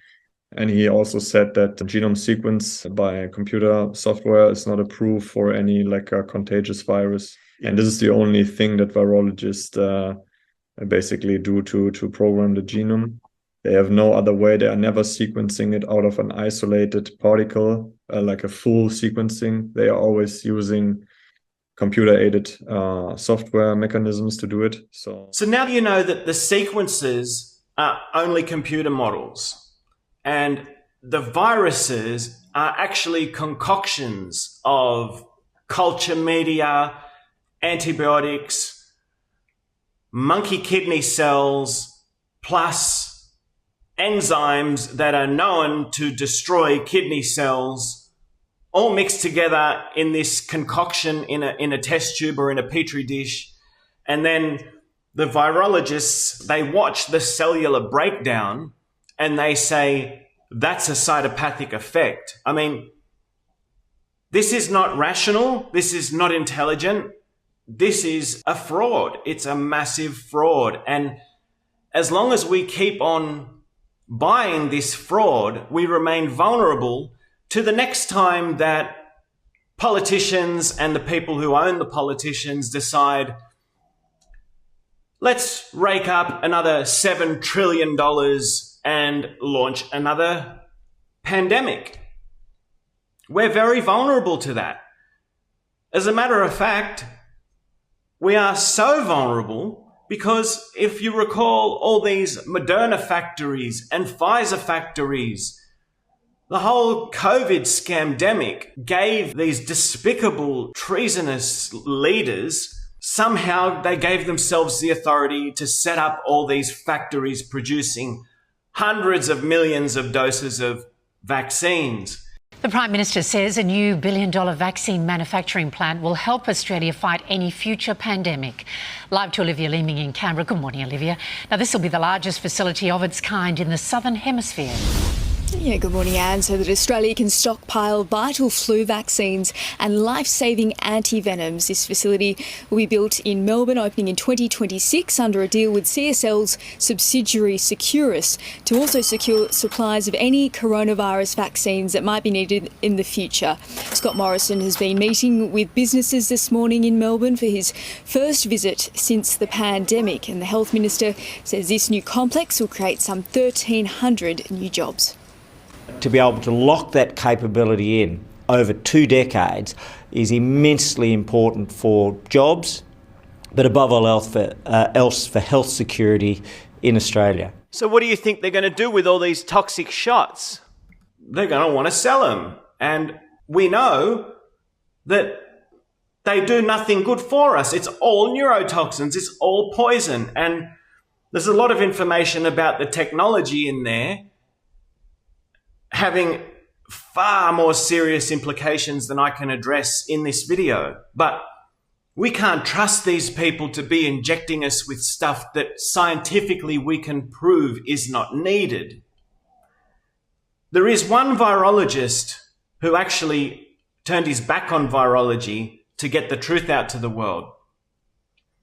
He proved in court that the measles virus is a lie. There is no measles virus. It is proven with Dr. Stefan Lanker's control experiments that it does not occur due to a contagious virus. The measles virus trial is really, really powerful. Even only when you go into some details, you know that there is still a lot of music inside beyond what is obvious when you're just reading the sentence. I did it in order to prevent the measles virus obligatory vaccination in Germany. And I even was asked by a former Minister of Justice to come up with actual results demonstrating that there is no proof for the existence of a virus. So the vaccine can be useful and can only harm. And so this is why I offered €100,000 And now the first important point for a publication of the Robert Koch Institute. This is the German highest health authority, governed directly by the German government, and they are doing the basic research in infectious diseases. But I knew they have no single publication at this time on measles virus. So it was easy for me to offer 100,000 euro to demonstrate they have no publication.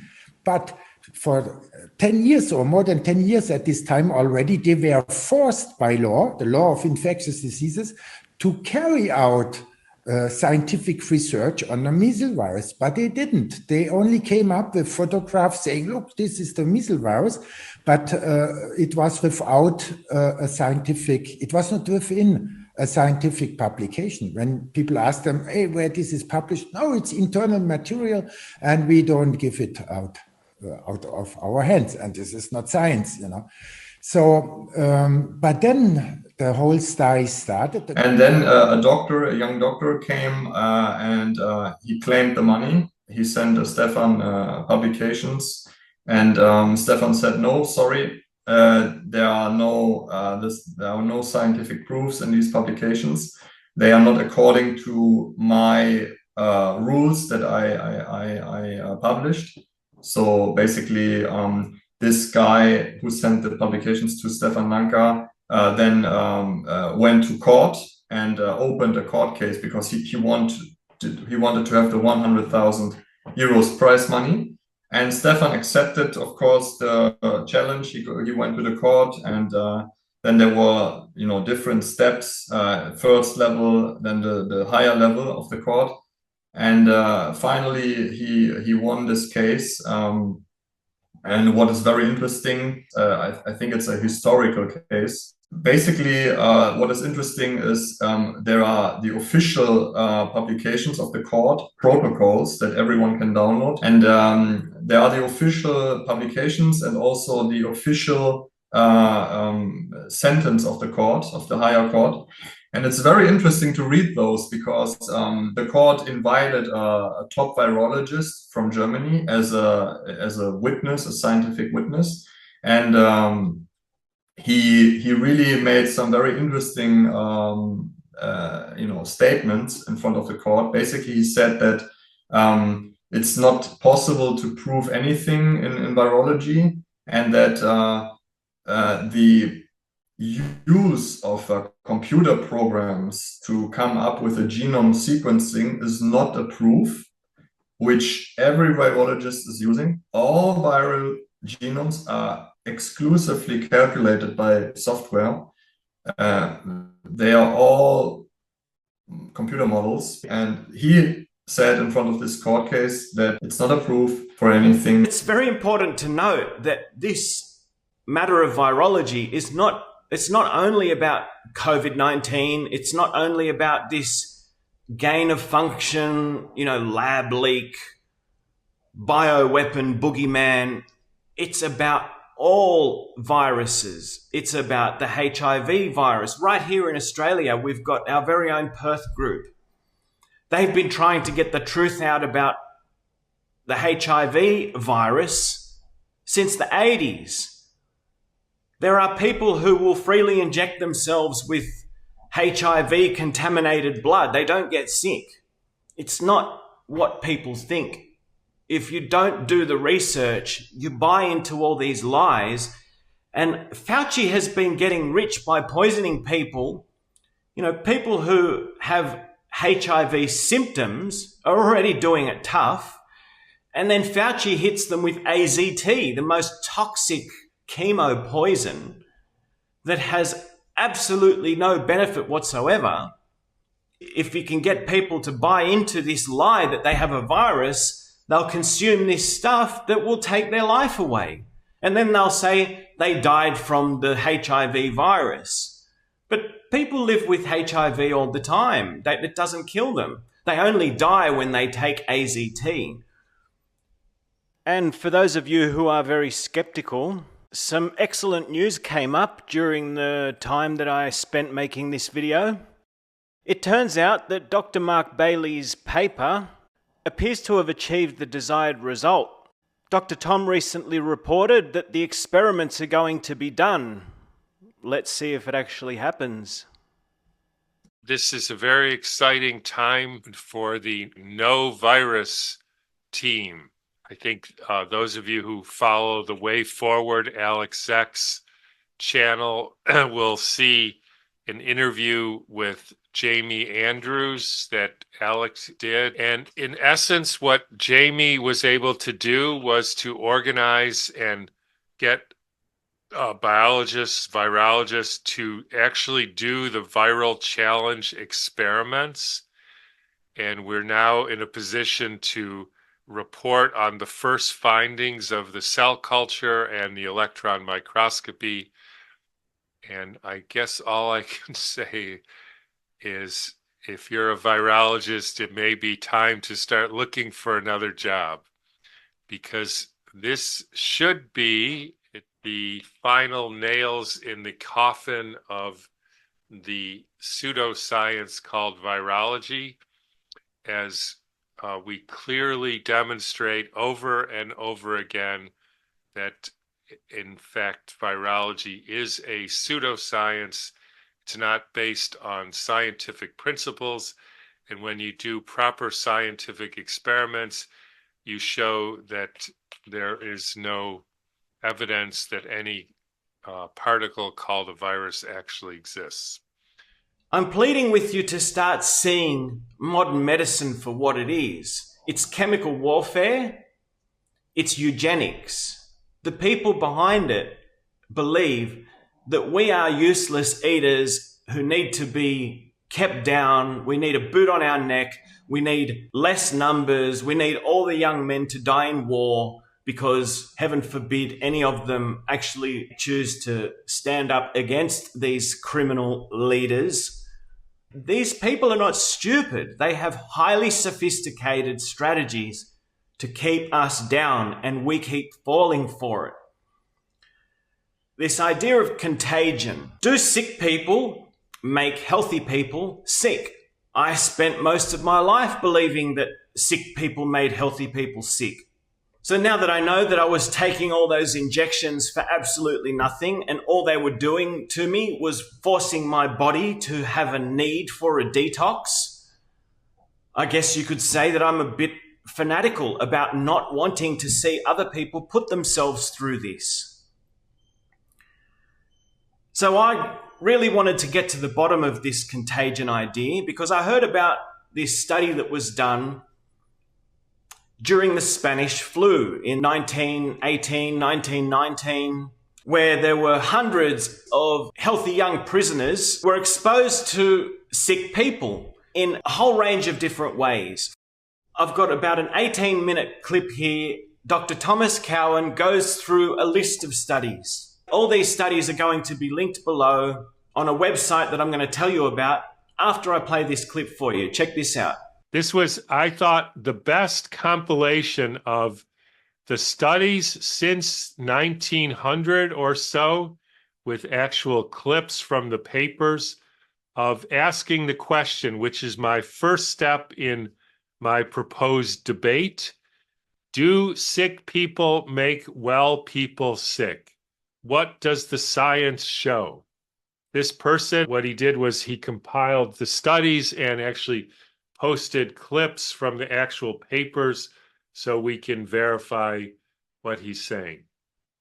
So this is to answer the question of, can we demonstrate whether sick people with various so-called infectious diseases make well people sick? So here are some of the studies. So this one we all know about, which is the Rossino study, which was 12 weeks, 2 separate trials, exposing prisoners under the guidance of U.S. Navy officers with secretion, snot from people with the active Spanish flu, and none of them got sick. So you can actually see the conclusions. This is a clip from the actual paper. The nasal application of a filtrate from the pneumonic lung of an individual dead from typical influenza bronchopneumonia. So in other words, they took the lung fluid from somebody who died of bronchopneumonia, they filtered it to get the filterable agent, i.e. what they called then the virus. And this sample, this application failed to call forth any abnormal symptoms in any of the prisoners. Okay, next one. This is from a paper from a guy named Dochez in 1930, tried to infect 11 men with intranasal influenza. Not a single person got sick, but interestingly, one person got sick when he actually found out this is what they were trying to do. He disappeared when he was told of the story. So here's the description of that case. It is apparent very early that this individual is more or less unreliable, and from the start, it was possible to keep him in the dark regarding our procedure. He had inconspicuous symptoms after his test injection of sterile broth and no more striking results from the cold filtrate until an assistant on the second day after injection inadvertently referred to his failure to contract a cold. That evening and night, the subject reported severe symptomology, including sneezing, cough, sore throat, and stuffiness of the nose. The next morning, he was told that he had been misinformed in regard to the nature of the filtrate, and his symptoms subsided within an hour. It is important to note that there was an entire absence of the objective pathological changes. So nobody else got sick. And here you can see the importance of the psychological, emotional situation of the person, and how, just like I was discussing in the beginning, we can literally make ourselves sick depending on what we're told and what we think about it, and how our state of whether we feel powerless or in power or sovereign or not, all these things have a huge impact on what is going to happen to us. So here's another one, Burnett and Lush, 1937. 200 people were given the Melbourne type influenza, and 0 people showed any signs, symptoms of disease. And you can look these papers up if you want. And in the discussion, the changes in the serum of subject R after intranasal inoculation of living egg-adapted Melbourne virus are of particular interest. During the autumn of 1937, about 200 individuals were inoculated in this way with the view of determining whether any protection against clinical influenza could be so reported. No reports of symptoms which could be ascribed to the inoculations were received.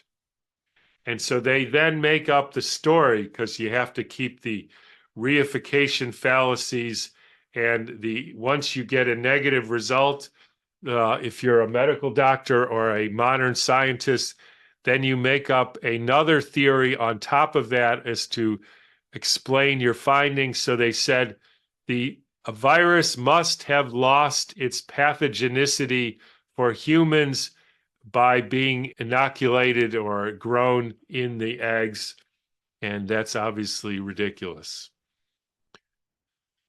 Okay, here's another one. Robertson and Grove exposed 100 individuals to bodily secretions from 16 people suffering from influenza. 0 people of the 100 whom they deliberately tried to infect got sick, and here's the summary of the paper.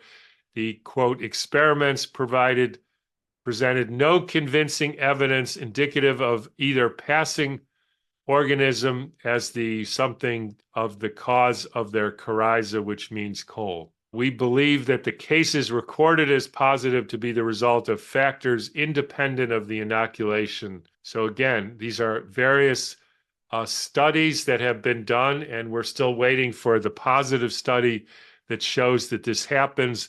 And we're giving more and more studies that show that this doesn't happen. This is a study in 2013 of 52 people who get intentionally given flu A and made to live in controlled situations, and 0 of them got sick and 0 even converted on PCR.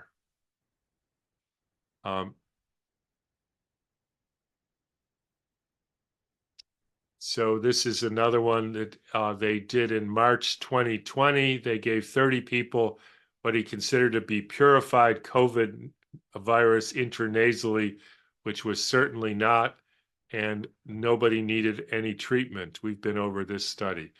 But one of the reasons I wanted to do this is people are still concerned and think, well, this may be for colds and flus, but what about chicken pox? So here is a claim from his looking at the studies. All human studies have failed to induce varicella in humans by inoculation with fluids from others' pox. The entire myth was based on rabbits whose balls were ground up and injected into another's brain while cutting the skin, and only then did the pox appear.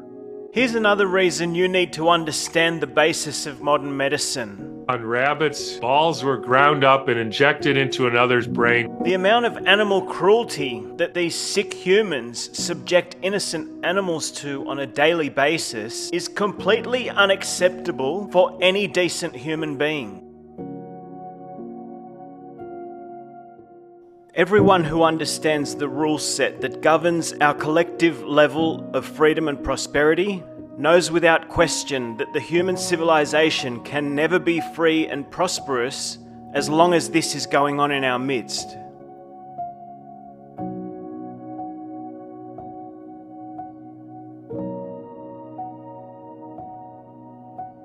So this is a study from Hess and Unger failed to produce varicella in normal children by inoculating them upon the mucous membranes of the nose and throat with vesicle, lymph, and material collected from the nose and throat of patients with chickenpox, or by inoculating them intracutaneously in the skin, subcutaneously under the skin, or intravenously with fresh vesicle lymph. And apparently only negative results were obtained with this study. So they failed to produce any cases of chickenpox. So again, this or that person may claim they've seen it, but when you actually do the studies, which have been done, every single time it comes up negative. So here was the post by Mike Stone going over many of the scientific papers showing that this phenomena of getting chickenpox from somebody else, while it seems to be something that people observed, when actually investigating this carefully and with true science shows that not to be the case. There was this similar one having to do with measles. They had the same negative studies with doing this exact same type of procedure. They were unable to document the transmission of an illness called measles from one person to another by the same sort of putting the material from the rash or the fluids coming out of them or inoculating it intracutaneously, subcutaneously into another person. Each time it failed to produce the illness we call measles. Here it is. So this is results of the experiment we considered negative. There was no transmission of experimental measles. Apparently this was in monkeys. And here's one of experimental influenza, and they got, again, a negative result. And so it goes on and on and on. 11 subjects, intranasal inoculation of people with the virus of an epidemic influenza. None exhibited significant signs or symptoms of the disease.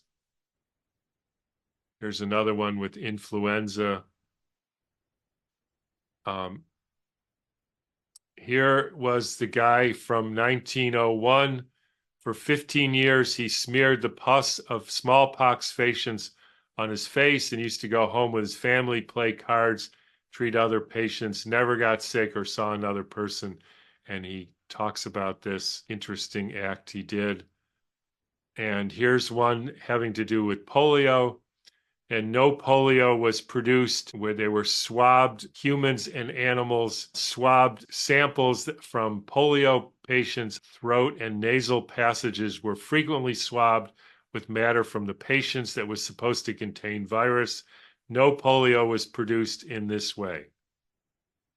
Here's another one on colds and yellow fever. Without entering into the details, I may say that in the first place, what so often has been noted in the literature that patients in all stages of yellow fever could be cared for by non-immune nurses without danger of contracting the disease. The non-contagious character of yellow fever was therefore hardly to be questioned. The same thing happened at a study of people at a workers who cared for patients with a leprosy hospital for 75 years, and not one worker in the hospital ever contracted leprosy, supposedly one of the most contagious diseases ever. This is a study on transmission routes of respiratory disease among humans. So they say they basically can't find any lack of experimental evidence of the transmission, and they just ascribe it to the difficulty of doing these experiments. They're not difficult to do the experiments, they're only difficult for some people to accept the results.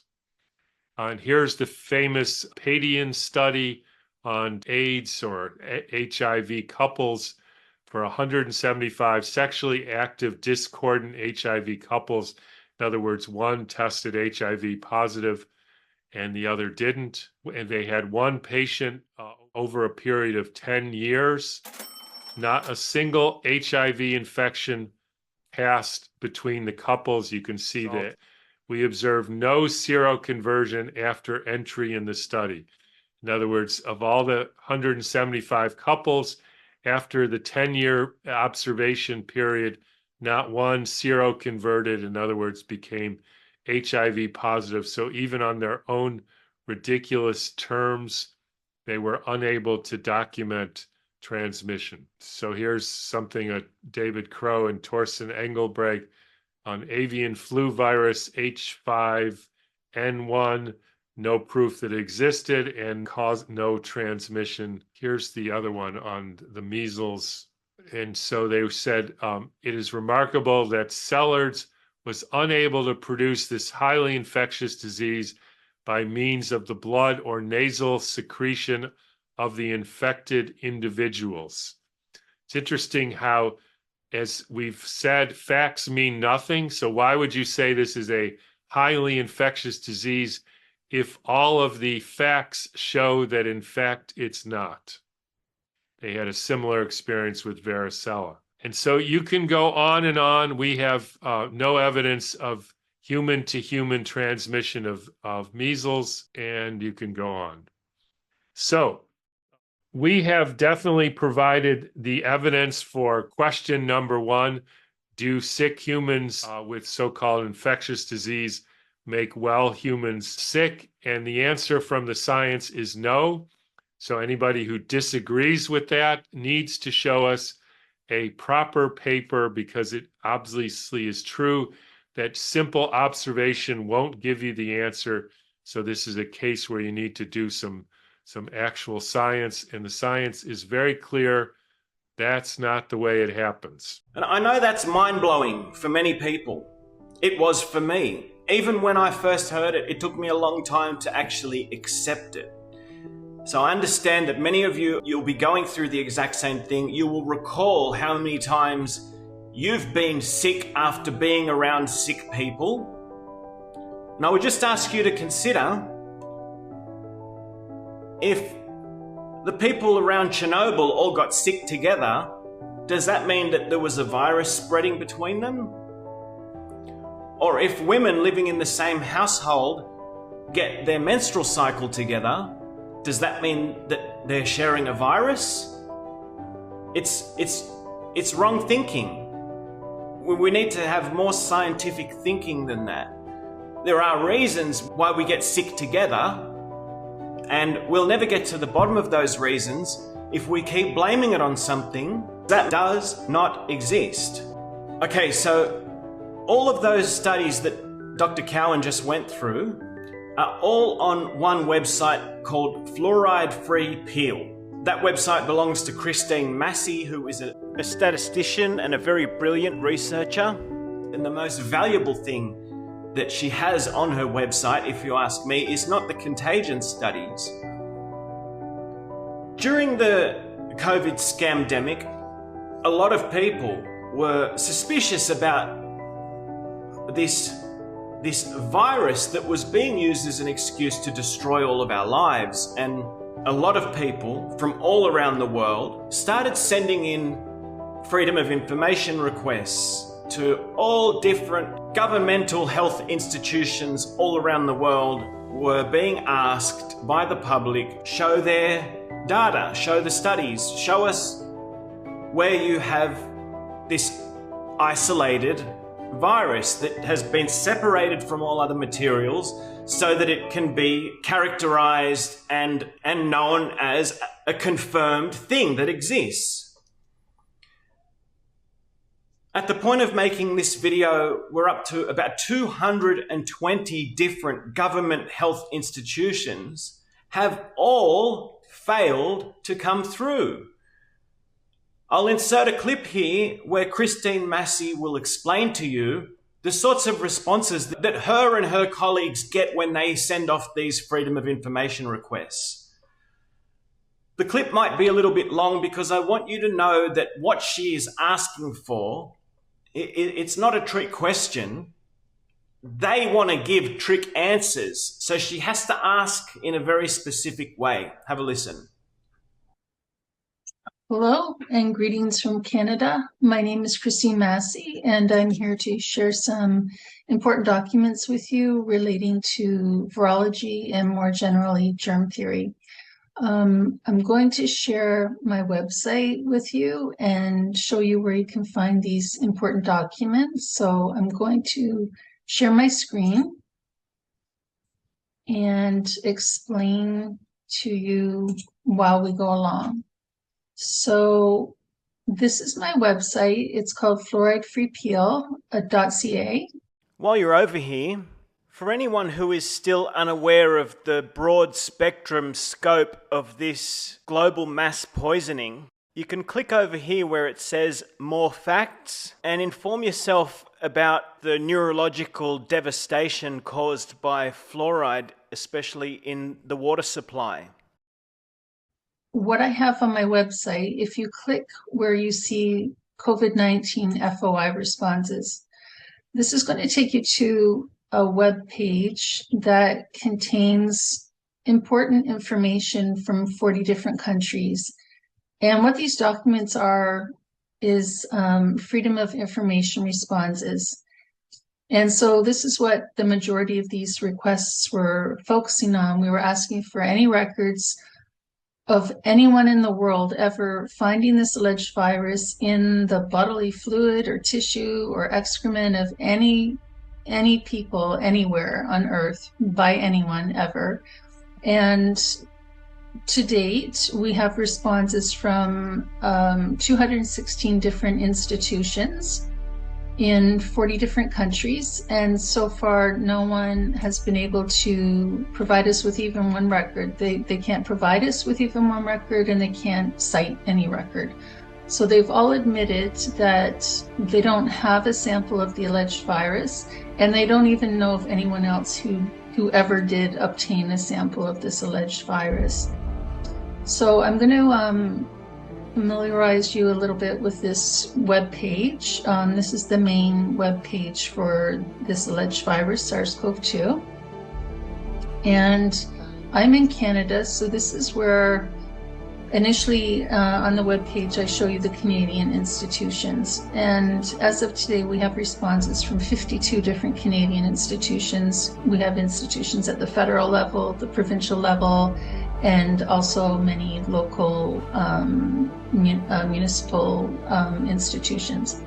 So we have the Public Health Agency of Canada on record, not once but twice, 2 or 3 times. We have Health Canada, on and on and on. We have Patented Medicines Prices Review Board. We have some police institutions, which might sound strange, but because they help to enforce the so-called COVID regulations. What I was doing there was showing that they actually did so without any evidence that the alleged virus even exists. I live in the region of Peel, and the region of Peel has a public health unit, so we have responses at all the various levels showing that nobody in Canada actually has a record of anyone on Earth obtaining a sample of this alleged virus, which again would be needed in order to sequence, characterize it, and study it with controlled experiments. Now, if we scroll down further, there's a few things I'll bring your attention to. Here, if you click on that, it will take you to an Excel file that you can download that shows a list of all of these institutions. And I have it here also. I will just open it. We have institutions in Argentina. For example, that's their National Administration of Laboratories and Health Institutes. We have about probably 10 institutions in Australia. That includes the Department of Health, the Department of Health and Aged Care, the Peter Doherty Institute for Infection and Immunity, which is the institute that claimed to have isolated the imaginary virus in Australia, the UK, but specifically England too. We have Public Health England and others. We have Finland, the Institute for Health and Welfare, on and on and on. We have Patented Medicines, Toxic Substances and Disease Registry. We have many, we have the FDA, we have many of the state departments of health, on and on and on. And then we have Uruguay and Wales, including Public Health Wales. So I'll close that now. This is important evidence for the people of the world to have. And then as you scroll down through this page, you'll see that you can find all of the documents here. Here's one from the World Health Organization. Well, I had written to them and they didn't respond to me. They later responded to a colleague in Japan, and when she asked for records, they simply referred her to a webpage that didn't include any relevant documents whatsoever. We have many responses from the CDC, the Centers for Disease Control and Prevention in the United States. Several of them, I did some of them, my colleague Michael did several of them. This was the very first one that we obtained. This was from November 2nd of 2020. And in this one, I'll enlarge the screen. The CDC said that a search of our records failed to reveal any documents pertaining to your request.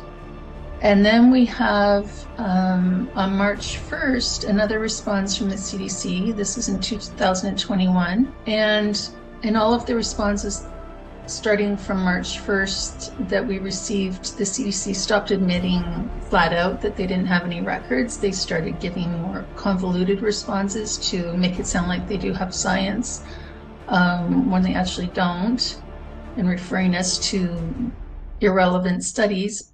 What they admitted down here on the bottom of page 3, they say that the definition of isolation provided in the request is outside of what is possible in virology. Now, we made it clear in the early requests where we used the word isolation, we made it clear that we're talking about purification. We're talking about separating the alleged virus from everything else so that it can be studied properly. So they're saying that this is not possible. It's outside of what is possible in virology. And they give a red herring excuse for why they don't have any records. They say that viruses need cells to replicate.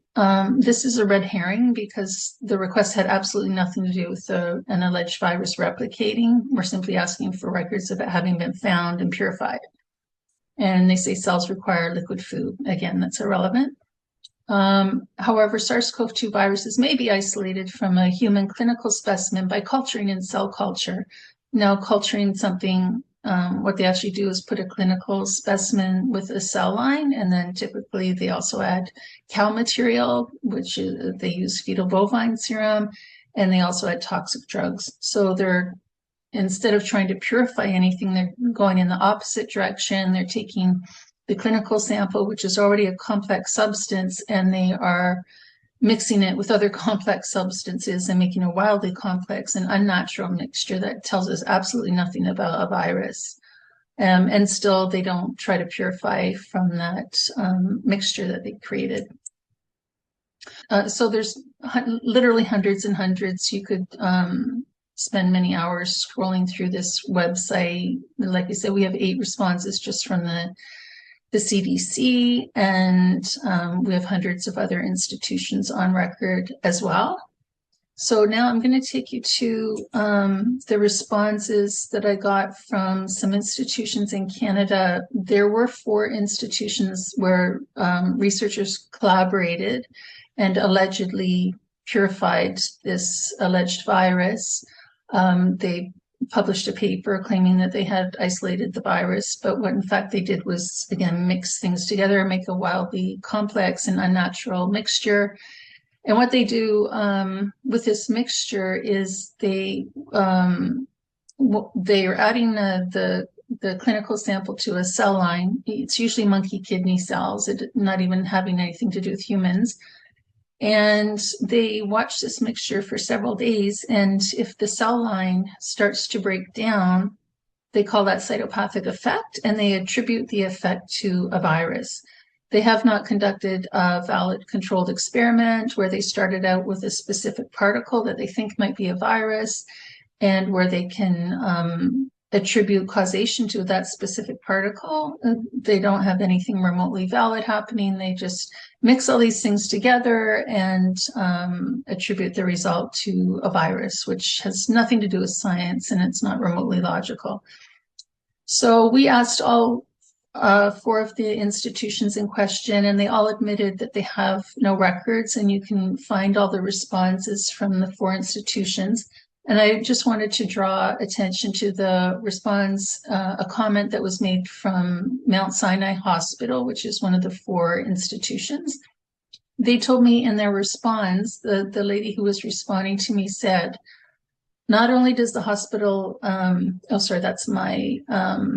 what they said was, I've been engaging with our experts at Sinai Health regarding your request.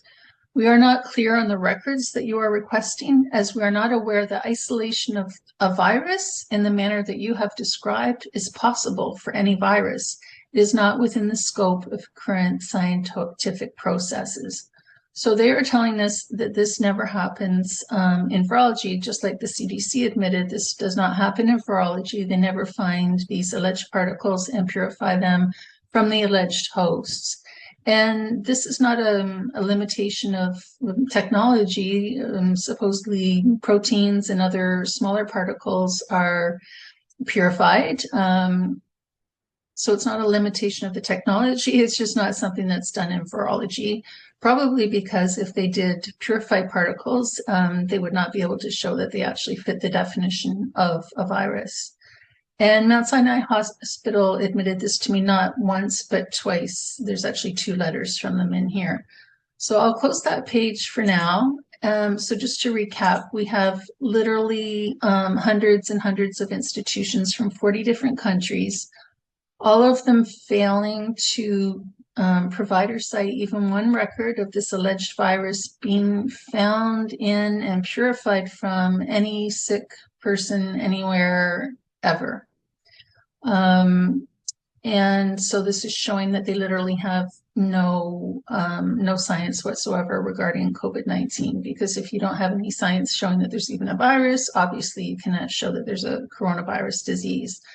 And this also means that all of the tests for so-called COVID-19 have never been validated, and they cannot be validated because nobody has a sample of the alleged virus, so they don't have a valid gold standard to compare their test results to.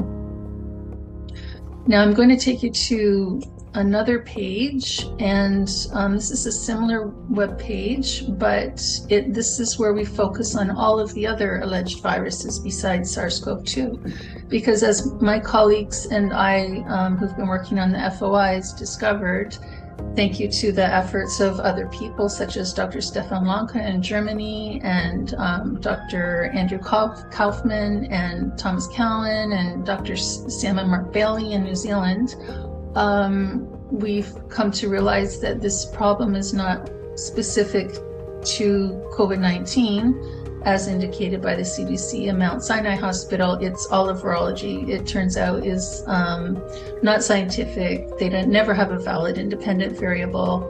And not only that, but they go in the exact opposite direction, and what they actually do is just blatant pseudoscience. By definition, it's pseudoscience. So what we have on this page is responses to requests on other alleged viruses. And we've covered many, not every single alleged virus, but many of them. Here we have a response from Public Health Agency of Canada. I asked them for any record of any alleged virus that supposedly infects humans being purified from a sick person. And they admitted that they didn't have any whatsoever. Your result has requested and no records exist, and then they go on to give a red herring explanation as to why that is. Here we have the CDC. They were asked for any record of any alleged virus that is supposedly covered by a so-called vaccine on their vaccination schedules, either for the children or for the adults, and they were unable to provide any records. And it goes on and on and on. Here we have Denmark. For you people in Denmark, please be aware that this doctor at the institution said that they don't hold any scientific evidence. And again, this is for any of the alleged viruses that authorities recommend children be so-called vaccinated against. And then a lawyer with the Statens Serum Institute searched journal databases and came up with nothing. Oh, this is one of the newer responses that I have. In Canada, we have the Canadian Food Inspection Agency, and this is the institution here that claims that there are viruses affecting livestock and food. And, of course, every once in a while they order for large numbers of animals to be destroyed based on the fact that they are allegedly infected with dangerous viruses. And the Canadian Food Inspection Agency admitted flat out to me, I asked them for any scientific records showing the existence of any of the viruses that they claim affect food or livestock in Canada ever, anything that has supposedly ever affected the livestock. And they admitted flat out that they didn't have any records. They did send me an Excel file of 655 virus studies that they had conducted, but they admitted that none of them actually fit the definition of what I had asked for, because I had asked carefully to provide any records that actually showed scientific evidence as per the scientific method, and they didn't have any. No food inspection agency has ever held any evidence of a contagious virus. Remember what we just heard this dirty, rotten scoundrel trying to pull again? By the way, so a person like Deborah Birx, turns out she's not an HHS employee. She was from the National Security. We should be testing every cow weekly. You can do pooled PCR. We have the technology. The great thing about America is we love technology, innovative, and we love money. The ability to have these breakthroughs. We could be pool testing every dairy worker. I wonder if you can now get a clearer picture of the level of sheer unmitigated evil that we're dealing with among monsters like this Deborah Birx. Putting aside the fact that every single one of these cows is going to equal cash in the pockets of the world's most evil people. As I'm sure many of you will remember, Bill Gates was clever enough to buy up all the major fake PCR testing corporations. So here's Deborah Birx setting him up for another multi-billion-dollar windfall. Just put that aside for the moment. I've got a very serious question for, let's take Jordan Peterson and Michaela Peterson, for example. They have both been severely vaccine injured, especially Michaela. So their food allergies are so out of control that they actually can't eat anything but red meat. So they are both going to suffer immensely if Deborah Birx gets her way and manages to destroy the beef industry. They are somewhat unique due to allergy problems, but let's say Tucker Carlson or Joe Rogan or anybody who's got millions of subscribers who isn't a vegan.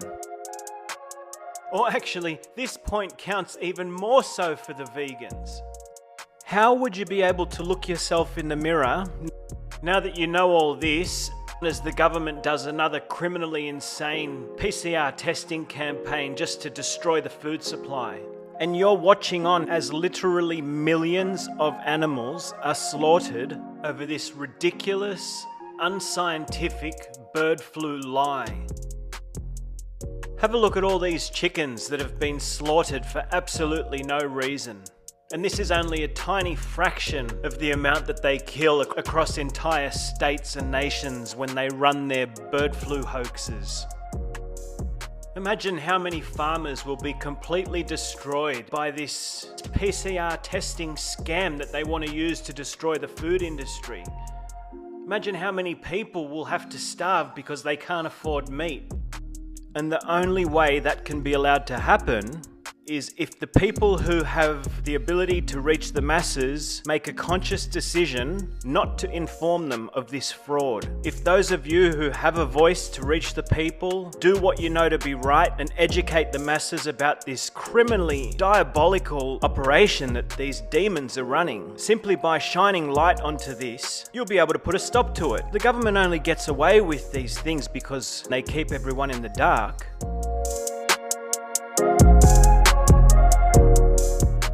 If what Christine Massey just told you about all the zoonotic viruses that they use as an excuse to kill off the food supply, to literally just murder millions of innocent souls for no reason, if that information isn't enough for you to bring this to light worldwide, then I couldn't imagine what it will take. You know, the time has really come. This needs to come out. These monsters are trying to turn the West into a third world poverty-stricken dystopia. We can't just sit back and watch on and let it happen.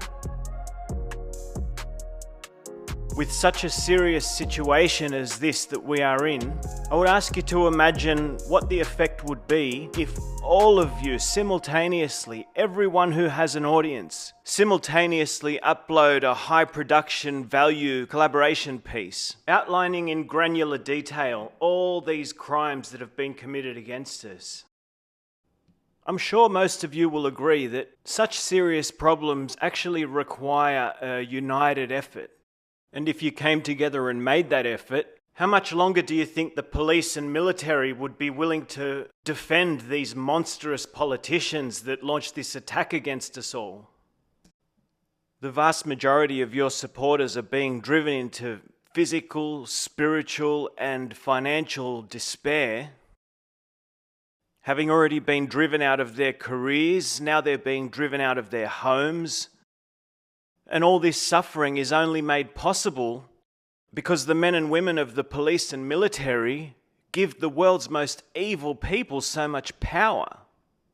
Do you believe they would continue serving evil in this way after they have been shown the fine detail of this horrifically deadly attack that was waged against them as well as all their loved ones? George Galloway recently had this to say. I'm announcing here a war crimes tribunal, which I intend to set up soon as we've got the election out of the way in Britain. If I'm re-elected, it will take place in Parliament. If I'm not re-elected, it will take place somewhere else. And the first people I'm putting on trial for reasons which you will understand are the journalists, the media, who manufactured the consent for Western governments to massacre, and maim well over 150,000 captives in an open-air prison who've been set upon by their guards and murdered and mutilated. Young children, their mothers, their fathers, their brothers and their sisters. 150,000. 16,000 children alone have been murdered in Gaza, a tiny place, in the last 8 months. But get this, 32,000 Palestinian children have had their limbs amputated, twice as many as have been killed. It's a very, very big crime, you know. And those who proselytized for it, those who propagandized for it, are to me like Julius Streicher, the publisher of Der Stürmer, the hate sheet of the German Nazi Party, who was hanged by the neck until he was dead by the Nuremberg Tribunal. It's that serious. More power to him. I hope that he manages to pull this off. I'm incredibly skeptical. In my view, the only way that George could possibly make this happen is if all of you collaborate together to rally the support of the masses. When podcast media personalities unite together, that will influence the people to unite together and bring your hard-hitting film to the members of the police and military within each of our own communities. With that collaborative effort, I would say that nothing could stop George's plan from unfolding in each and every individual nation. And it won't be done by George or any politician. It will be a joint effort between the people of the world and the police and military, because they are the ones who have access to the cells, and they are the ones who have the physical ability to drag these people in and stand them up in front of a jury of the people, which I have said many times, I believe, needs to be held in the biggest open-air sports stadiums in each nation so that there can be as many live viewers as possible, and it can be live streamed on every mainstream TV channel who keeps selling us all these crimes that keep killing us off. These Nuremberg-style trials need to be live streamed so all the victims of the world get to watch their perpetrators answer for their crimes in real time. This needs to happen urgently before these puppets can unleash any more destruction. And I am convinced that the truth is a powerful uniting force. But it can only be a powerful uniting force if the people actually know how to discern truth, if they understand the scientific method, if the people that they trust actually bring them the truth and they show them how it's the truth, they can all get behind the truth. We have rulers ruling over us that use this divide and conquer strategy so efficiently. We are divided by who believes in what political side, who believes in what medical frauds, who believes in what religious dogmas, which has absolutely nothing to do with truth or spirituality or anything that serves the human race. Mistaken beliefs, misplaced beliefs always bring suffering. And I want everybody to be able to see that just because somebody's speaking against the government, it does not mean that they're on your side. And these people that call themselves doctors and professors, and they're not teaching anybody the truth. What they're actually doing is perpetuating the lie. And I don't know that they're doing it deliberately. Maybe they just buy all the lies. But if I am able to look into virology and see where it's a fraud, and I'm able to show that to you, do you really believe that these people who went through medical school, who understand the scientific method better than I do, do you really think that they just got persuaded? You know, that there's reasons why these people want you to believe in this gain of function, lab leak, bioweapon, you know, because the people who sell the vaccines, they don't give a damn if you take their vaccines for a natural virus or a virus that came from zoonotic origins, which is impossible, that doesn't happen. Or if it's a virus that came from a lab, they don't care. As long as you believe there's a virus, they've got shots for you. And when the shots kill you, they'll blame it on the virus for you. and they're always going to be in the clear. I've actually got a video about that. My video number 68, I'll link it below, goes right into detail about the point that it's a cover story. The idea of contagion is exactly the cover story that protects these criminals. We'll never convict them of anything if the thing we try to convict them with cannot be brought into a courtroom. But that's in video 68. There's one more critically important thing that I have to share with you before I can close out this video. You need to see the cunning ways that these people, many of whom are proven liars, are trying to have you blame all the vaccine injury on this imaginary virus. Millions of people have been murdered, and then we've got Chris Cuomo and Robert Redfield and Jeffrey Sachs and so many others working overtime to convince you that all this death and suffering is the result of something that we know does not exist. I mean, this is a seriously cunning deception, and I'm begging you not to let it go over. Is COVID just like a cold? Is COVID gone? Is long COVID real? Was ivermectin the solution? Was it kept from you? Was the vaccine a mistake? Is the vaccine poison? All these questions are out there, and you rarely get answers that aren't self-serving to help someone build a conspiracy or a platform, or just ignoring them as nonsense. I deal with both all the time. Dr. Robert Redfield knows the answers. And when he doesn't, he explains why he doesn't. He was the head of CDC for Trump during the pandemic, and he's been one of the top virologists. What does your intuition tell you when you look at that face? It's demonic critters like this who make it obvious that every virologist belongs in prison. He's been one of the top virologists in this country forever. He's one of the pioneers in helping us deal with what was dismissed as the gay man's disease back in the 80s, and of course then became HIV and AIDS, and his work was pivotal. He's still working. He's now in a clinic that's all about long COVID, something that the government doesn't even really discuss as a reality. See how he's against the government? So he must be on your side, right? That's what we're doing. I'm Chris Cuomo. This is the Chris Cuomo Project. Thank you for subscribing and following. We have the man who was in the middle, understanding what's going on, his take on Tony Fauci, on where there's criticism and where there shouldn't be, on the questions that need to be answered and everything that's being ignored. And here's the headline: COVID isn't over. Not just the 150 that we're losing a day still to this disease, but it's changing and it's making us sick, and it's going to keep doing that, and we're not even talking about it. So what do you say? We got Dr. Robert Redfield. Let's get after it. I have to apologize to those of you who are already awake. I know how brutal this is, but please bear with me.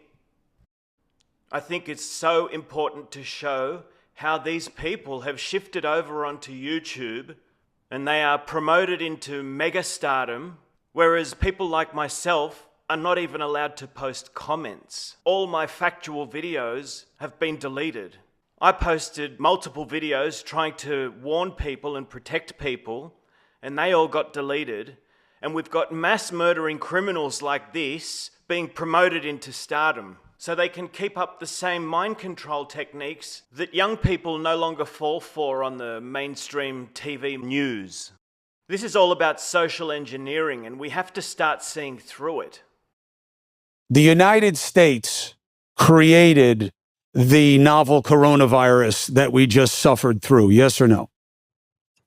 I would say that they didn't create it, but they contributed to the research that led to it. And that's to say is that the U.S. government was very involved in funding the Chinese lab that did this research. So I'm of the point of view as a virologist, the only way that really happened was that virus had to be educated. Sorry, I've just got to hear that again. That virus had to be educated. I mean, where do you even start with that? That virus had to be educated. And how to infect humans. And we know that the lab in Wuhan published a paper in 2014-15 where they said they were successful in teaching coronavirus to bind to the H2 receptor, a human receptor, which was able then to infect humanized mice very efficiently. So, and then when you look at that work, it turns out that USAID, NIAID, the Defense Department and the State Department all funded that laboratory. In addition, one of the major colleagues that worked with that laboratory was the University of North Carolina, Chapel Hill. And so clearly the U.S. was involved. And some people who have dumped on me, initially suggesting that I was somehow anti-Asian or something, because I suggested scientifically I believe this virus came from the Wuhan lab. I've always said that I'm not blaming the Chinese per se, because this was a work that was done by the Chinese and the United States, which I think led to this pandemic. Why not blame the Chinese? They won't let us look in the lab. They won't cooperate with us. They allow this idea that maybe it came from the wet market to be as plausible as it being a lab leak directly. Why not put more blame on them?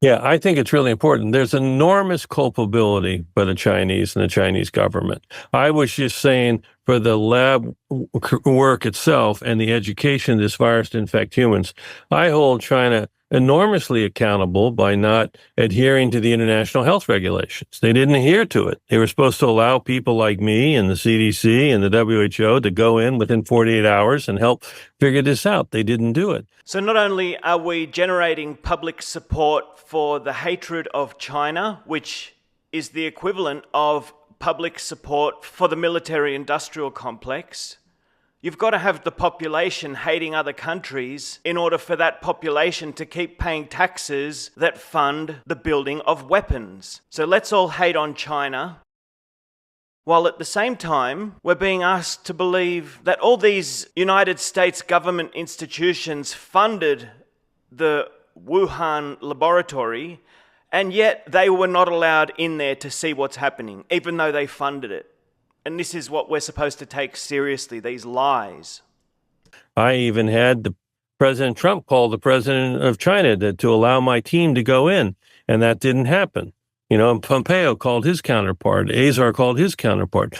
They roadblocked us from coming in. They roadblocked the WHO from coming in. All of that, there's a culpability there. They were not transparent. Okay, you got that. So the Chinese are culpable for creating the non-existent virus, and these guys pushing their deadly shots, they're not culpable. It was the Chinese who created the virus. Can you see how if you keep chasing this virus, these people get off scot-free? When I called George Gao, who was the head of the Chinese CDC, my counterpart, on New Year's Eve in 2019, George told me he had 27 cases of a new respiratory illness that wasn't flu and SARS. I asked him what his case definition was, and he said, Bob, it's people with undefined respiratory illness. It's not SARS and not flu that came from the wet market. And I said, well, George, by definition, then everybody came from the wet market. Why are you trying to do this? I said, just like when the AIDS epidemic started, people used to say gay and drug users or Haitians and hemophiliacs. Nobody just said looking for the infection as I did generically, and just people that were sexually active. Do any of you actually believe that this despicable lying sleazeball isn't fully aware that the PCR technique is used to manufacture AIDS and HIV cases? Do you really think he doesn't know what he's doing there? These demons have been waging chemical warfare against us for decades, and they just keep getting away with it because we keep buying this virus hoax. Don't misinterpret me when I said I'm not blaming them in isolation for the creation of the virus, but I am holding them accountable for their lack of transparency, the lack of adhering to the international health regulations, their entire response. We now know that the transmission of COVID-19 probably began between August and October of 2019. And we're all sure it had nothing to do with the deployment of 5G towers in Wuhan. We know that, right? Don't we, Robert Redfield? I can't afford to go into too much depth on it in this video, but every time a new radio or radiation or information technology has been deployed globally, there has been a massive increase in flu-like symptoms. Electromagnetic radiation causes your body to need a detox. It's a form of poisoning, electromagnetic poisoning. Our bodies react to it and it throws us into a detox. It's known throughout history. I'll put a couple of these videos down below from Dr. Robert O. Young. He goes into the historical account of new information technologies correlating to flu outbreaks. And clearly they knew it. They were well informed. In the middle of September, the Wuhan lab had three things happen to it that raised high suspicion. One was they changed the leadership of the lab from the civilian leadership to the military leadership. It was a dual-use lab. What did he just say? It was a dual-use lab. Did you see him hesitate when he said dual use? It was a dual-use lab. Naughty, naughty, Mr. Redfield. He knows he's not allowed to talk about that. Dual use is the type of language used throughout Sasha Latyapova's investigations. The entire vaccine genocide falls into a dual use category because it is a military operation, being passed off as civilian medicine. It was a dual-use lab, so it went under military leadership. They deleted all the sequence data that they had on historical coronaviruses. That's how skilled the Chinese are. They can delete things that don't exist. Which is highly irregular. And then they put a contract in for a new ventilation system. To suck out all the deadly viruses. Right, Rob? And that's about the same time when there's reports. Some of the stuff is still classified. Hopefully, eventually it'll all be declassified. But there clearly was some reports that made it out to the lay press that there was new infections being noted in late September in the area. And by October, it was pretty widespread because they had the military games in Wuhan in October. And again, it's very odd that the Wuhan government didn't allow any spectators to those games, which tells you something was going on at that time. So yes, they're highly culpable, and I do think they should be held accountable because as a consequence of their lack of transparency in probably August, September, October, November, December, January, the world lost the jump start in being able to respond to this. So just that's a distinction between blaming them in isolation for the research, which I think was a cooperative situation where I've always said that, yes, their scientists were involved. Yes, the U.S. was involved. And truthfully, I think the European scientists also have some accountability there because they were the big advocates of gain-of-function research in the first place, which I believe led to the COVID pandemic. Do you believe the nuance explanation of people from the U.S. government who's told Congress nothing that we funded could have become COVID-19? We weren't working on anything that could become that. Just note how far away this professional paid liar is taking you away from the death and destruction caused by those injections. These criminals have got you multiple steps removed from the truth. I think, again, it comes down to nuance. Of course they need you to buy into nuance. The truth is scientific. There is no nuance. We have the scientific method to establish these truths. No nuance required. If you read specifically the research grant that NIAID funded, and I haven't been able to read all the other, what USAID funded and what DOD funded and State Department funded. I just know they funded stuff. But the NIAID grant, that exact grant did not necessarily lead to COVID. But that's not to say that the broad funding of this laboratory didn't lead to the COVID pandemic. As Peter Daszak testified a couple weeks ago before Congress, when he was pushed in a corner, he admitted that there was thousands of viruses in that lab. Right. that they have no idea what they are. Right. So, people like Tony and others are right if they say the exact virus that they said in the grant, and that sequence is not the virus that caused COVID. But that's not to say one of the other thousands of viruses that they had wasn't the progenitor of it. And it's not to say that they didn't use money that came in from USAID, the State Department, DOD, or NAID and NIH to actually do that research. Do you believe that COVID-19 was developed to kill as many people as possible and make us as sick as possible? I'm really sorry to have done this to you. If you want to subject yourself to more of this disgusting mind control, it will be very easy for you to find on YouTube. He's being heavily promoted. Let me just quickly show you the Jeffrey Sachs example of the same thing. Correctly, that this unforgivable, this kind of slip of the President of the United States.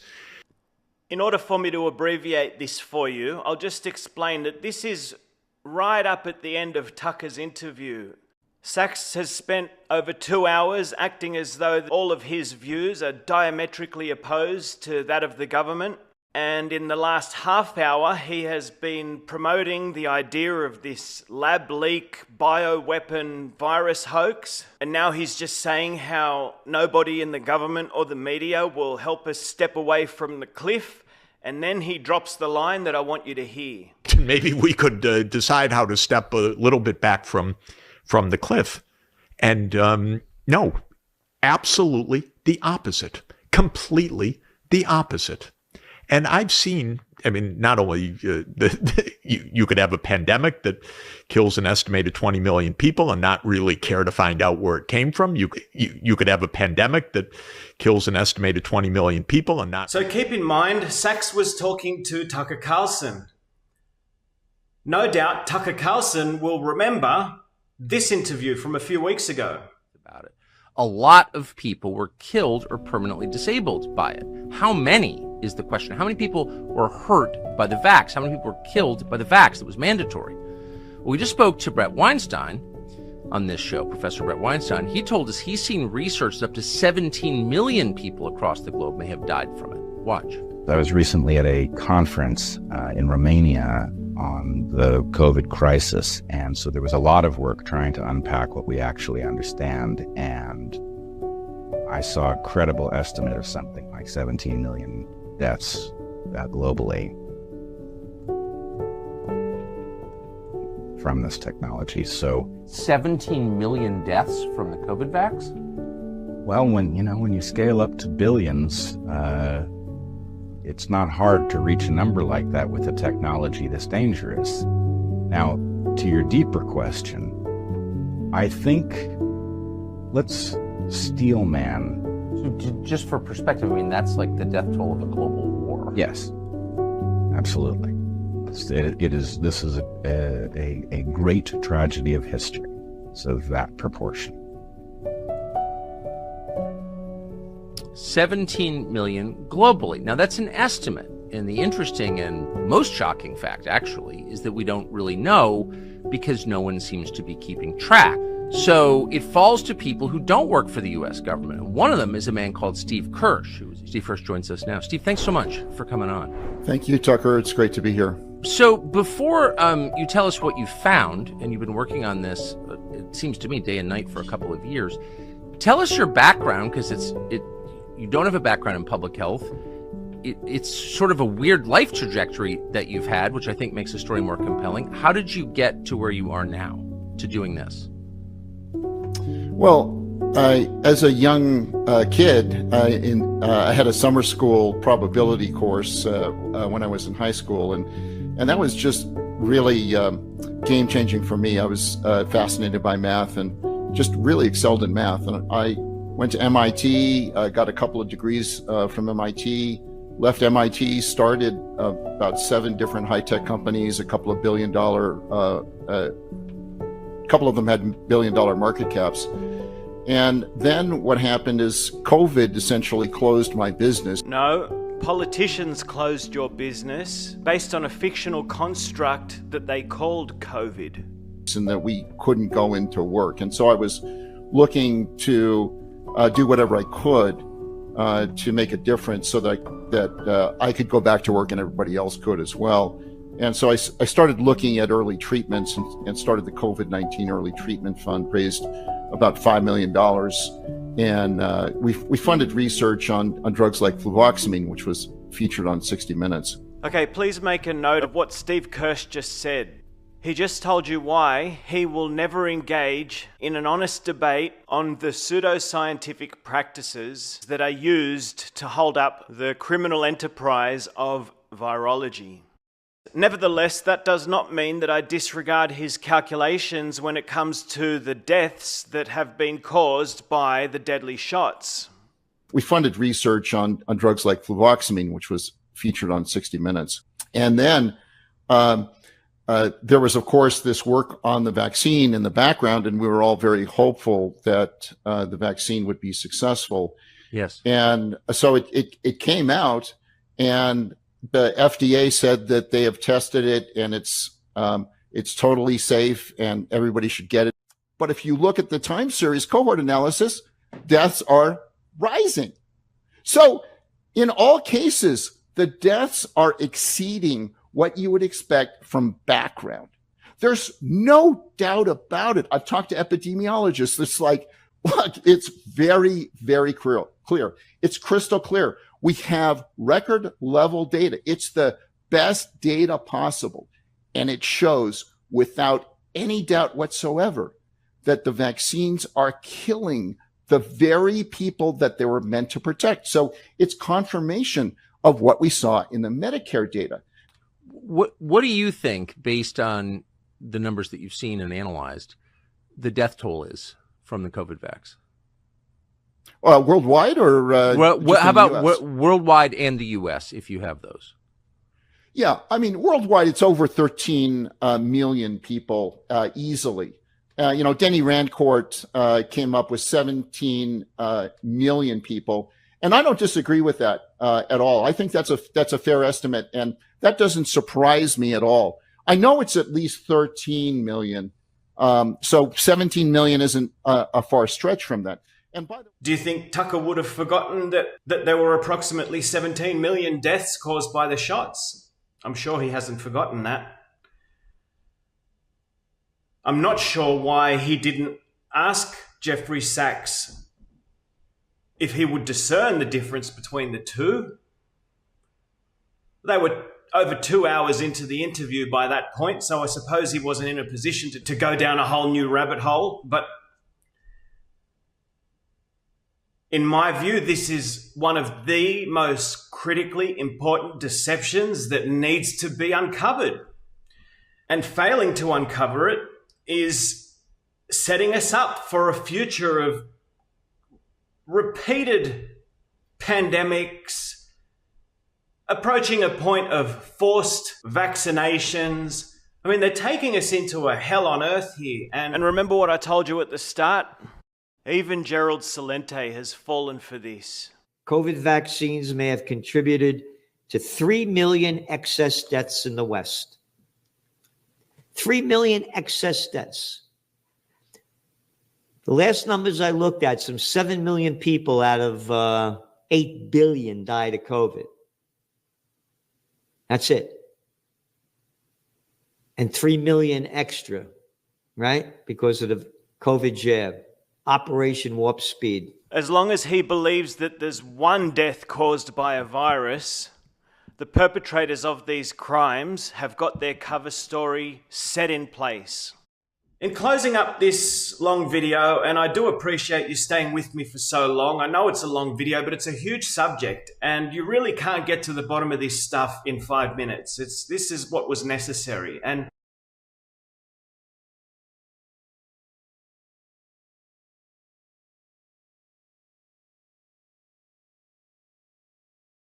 the closing point that I want to share with you is that the times that we're living in, they're scary times. We really have some serious problems with the people that people call leaders. These leaders are all traitors, and many of the people who control our politicians have a long history in the eugenics area. They support this sick ideology that they are the ones who should decide who gets to breed and procreate and who has to be kept down and killed off. And it's a dangerous time, but it's also a very exciting time. And I've got a great clip from Professor Norman Finkelstein about truth and justice versus fame and fortune. It's a little book, The Treason of the Intellectuals. It's a complex book, but one of his core theses, not all, but one is, there are basically two sets of values in the world. One are material values. Everybody knows them. Fame and fortune.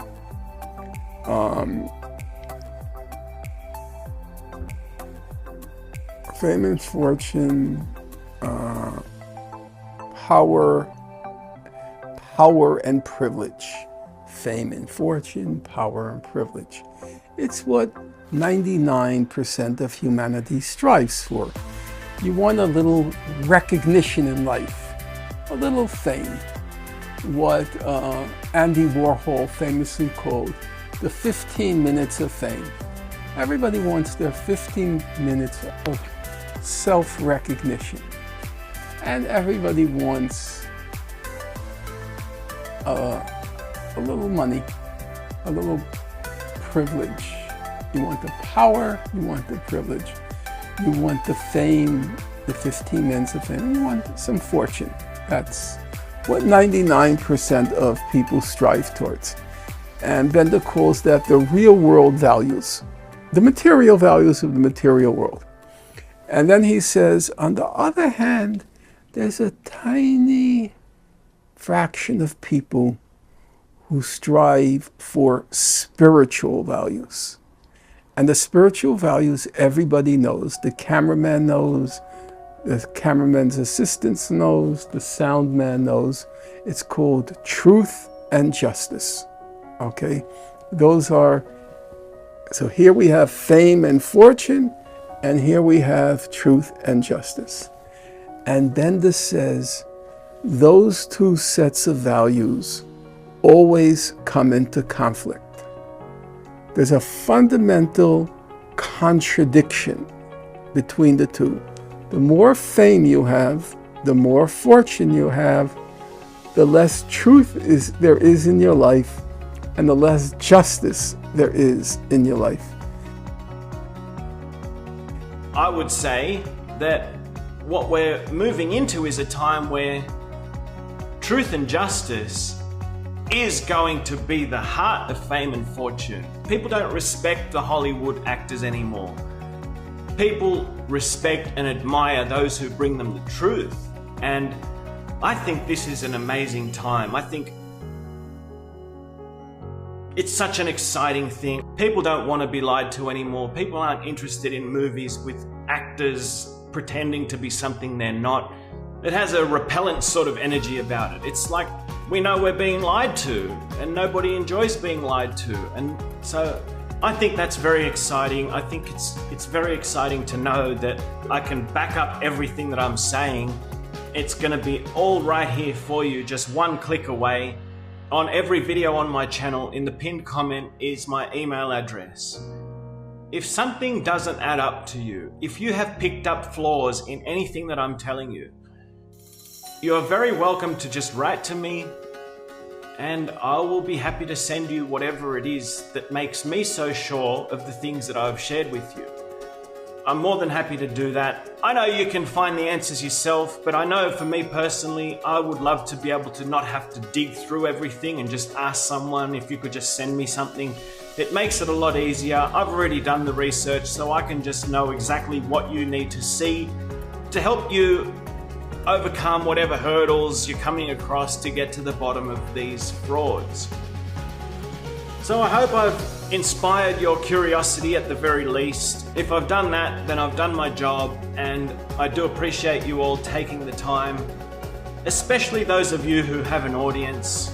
You are the people I made this video for, because you are the people who can actually get through to the masses. There are millions of people who are going to be victimized due to this deception, and you can prevent that. And I think that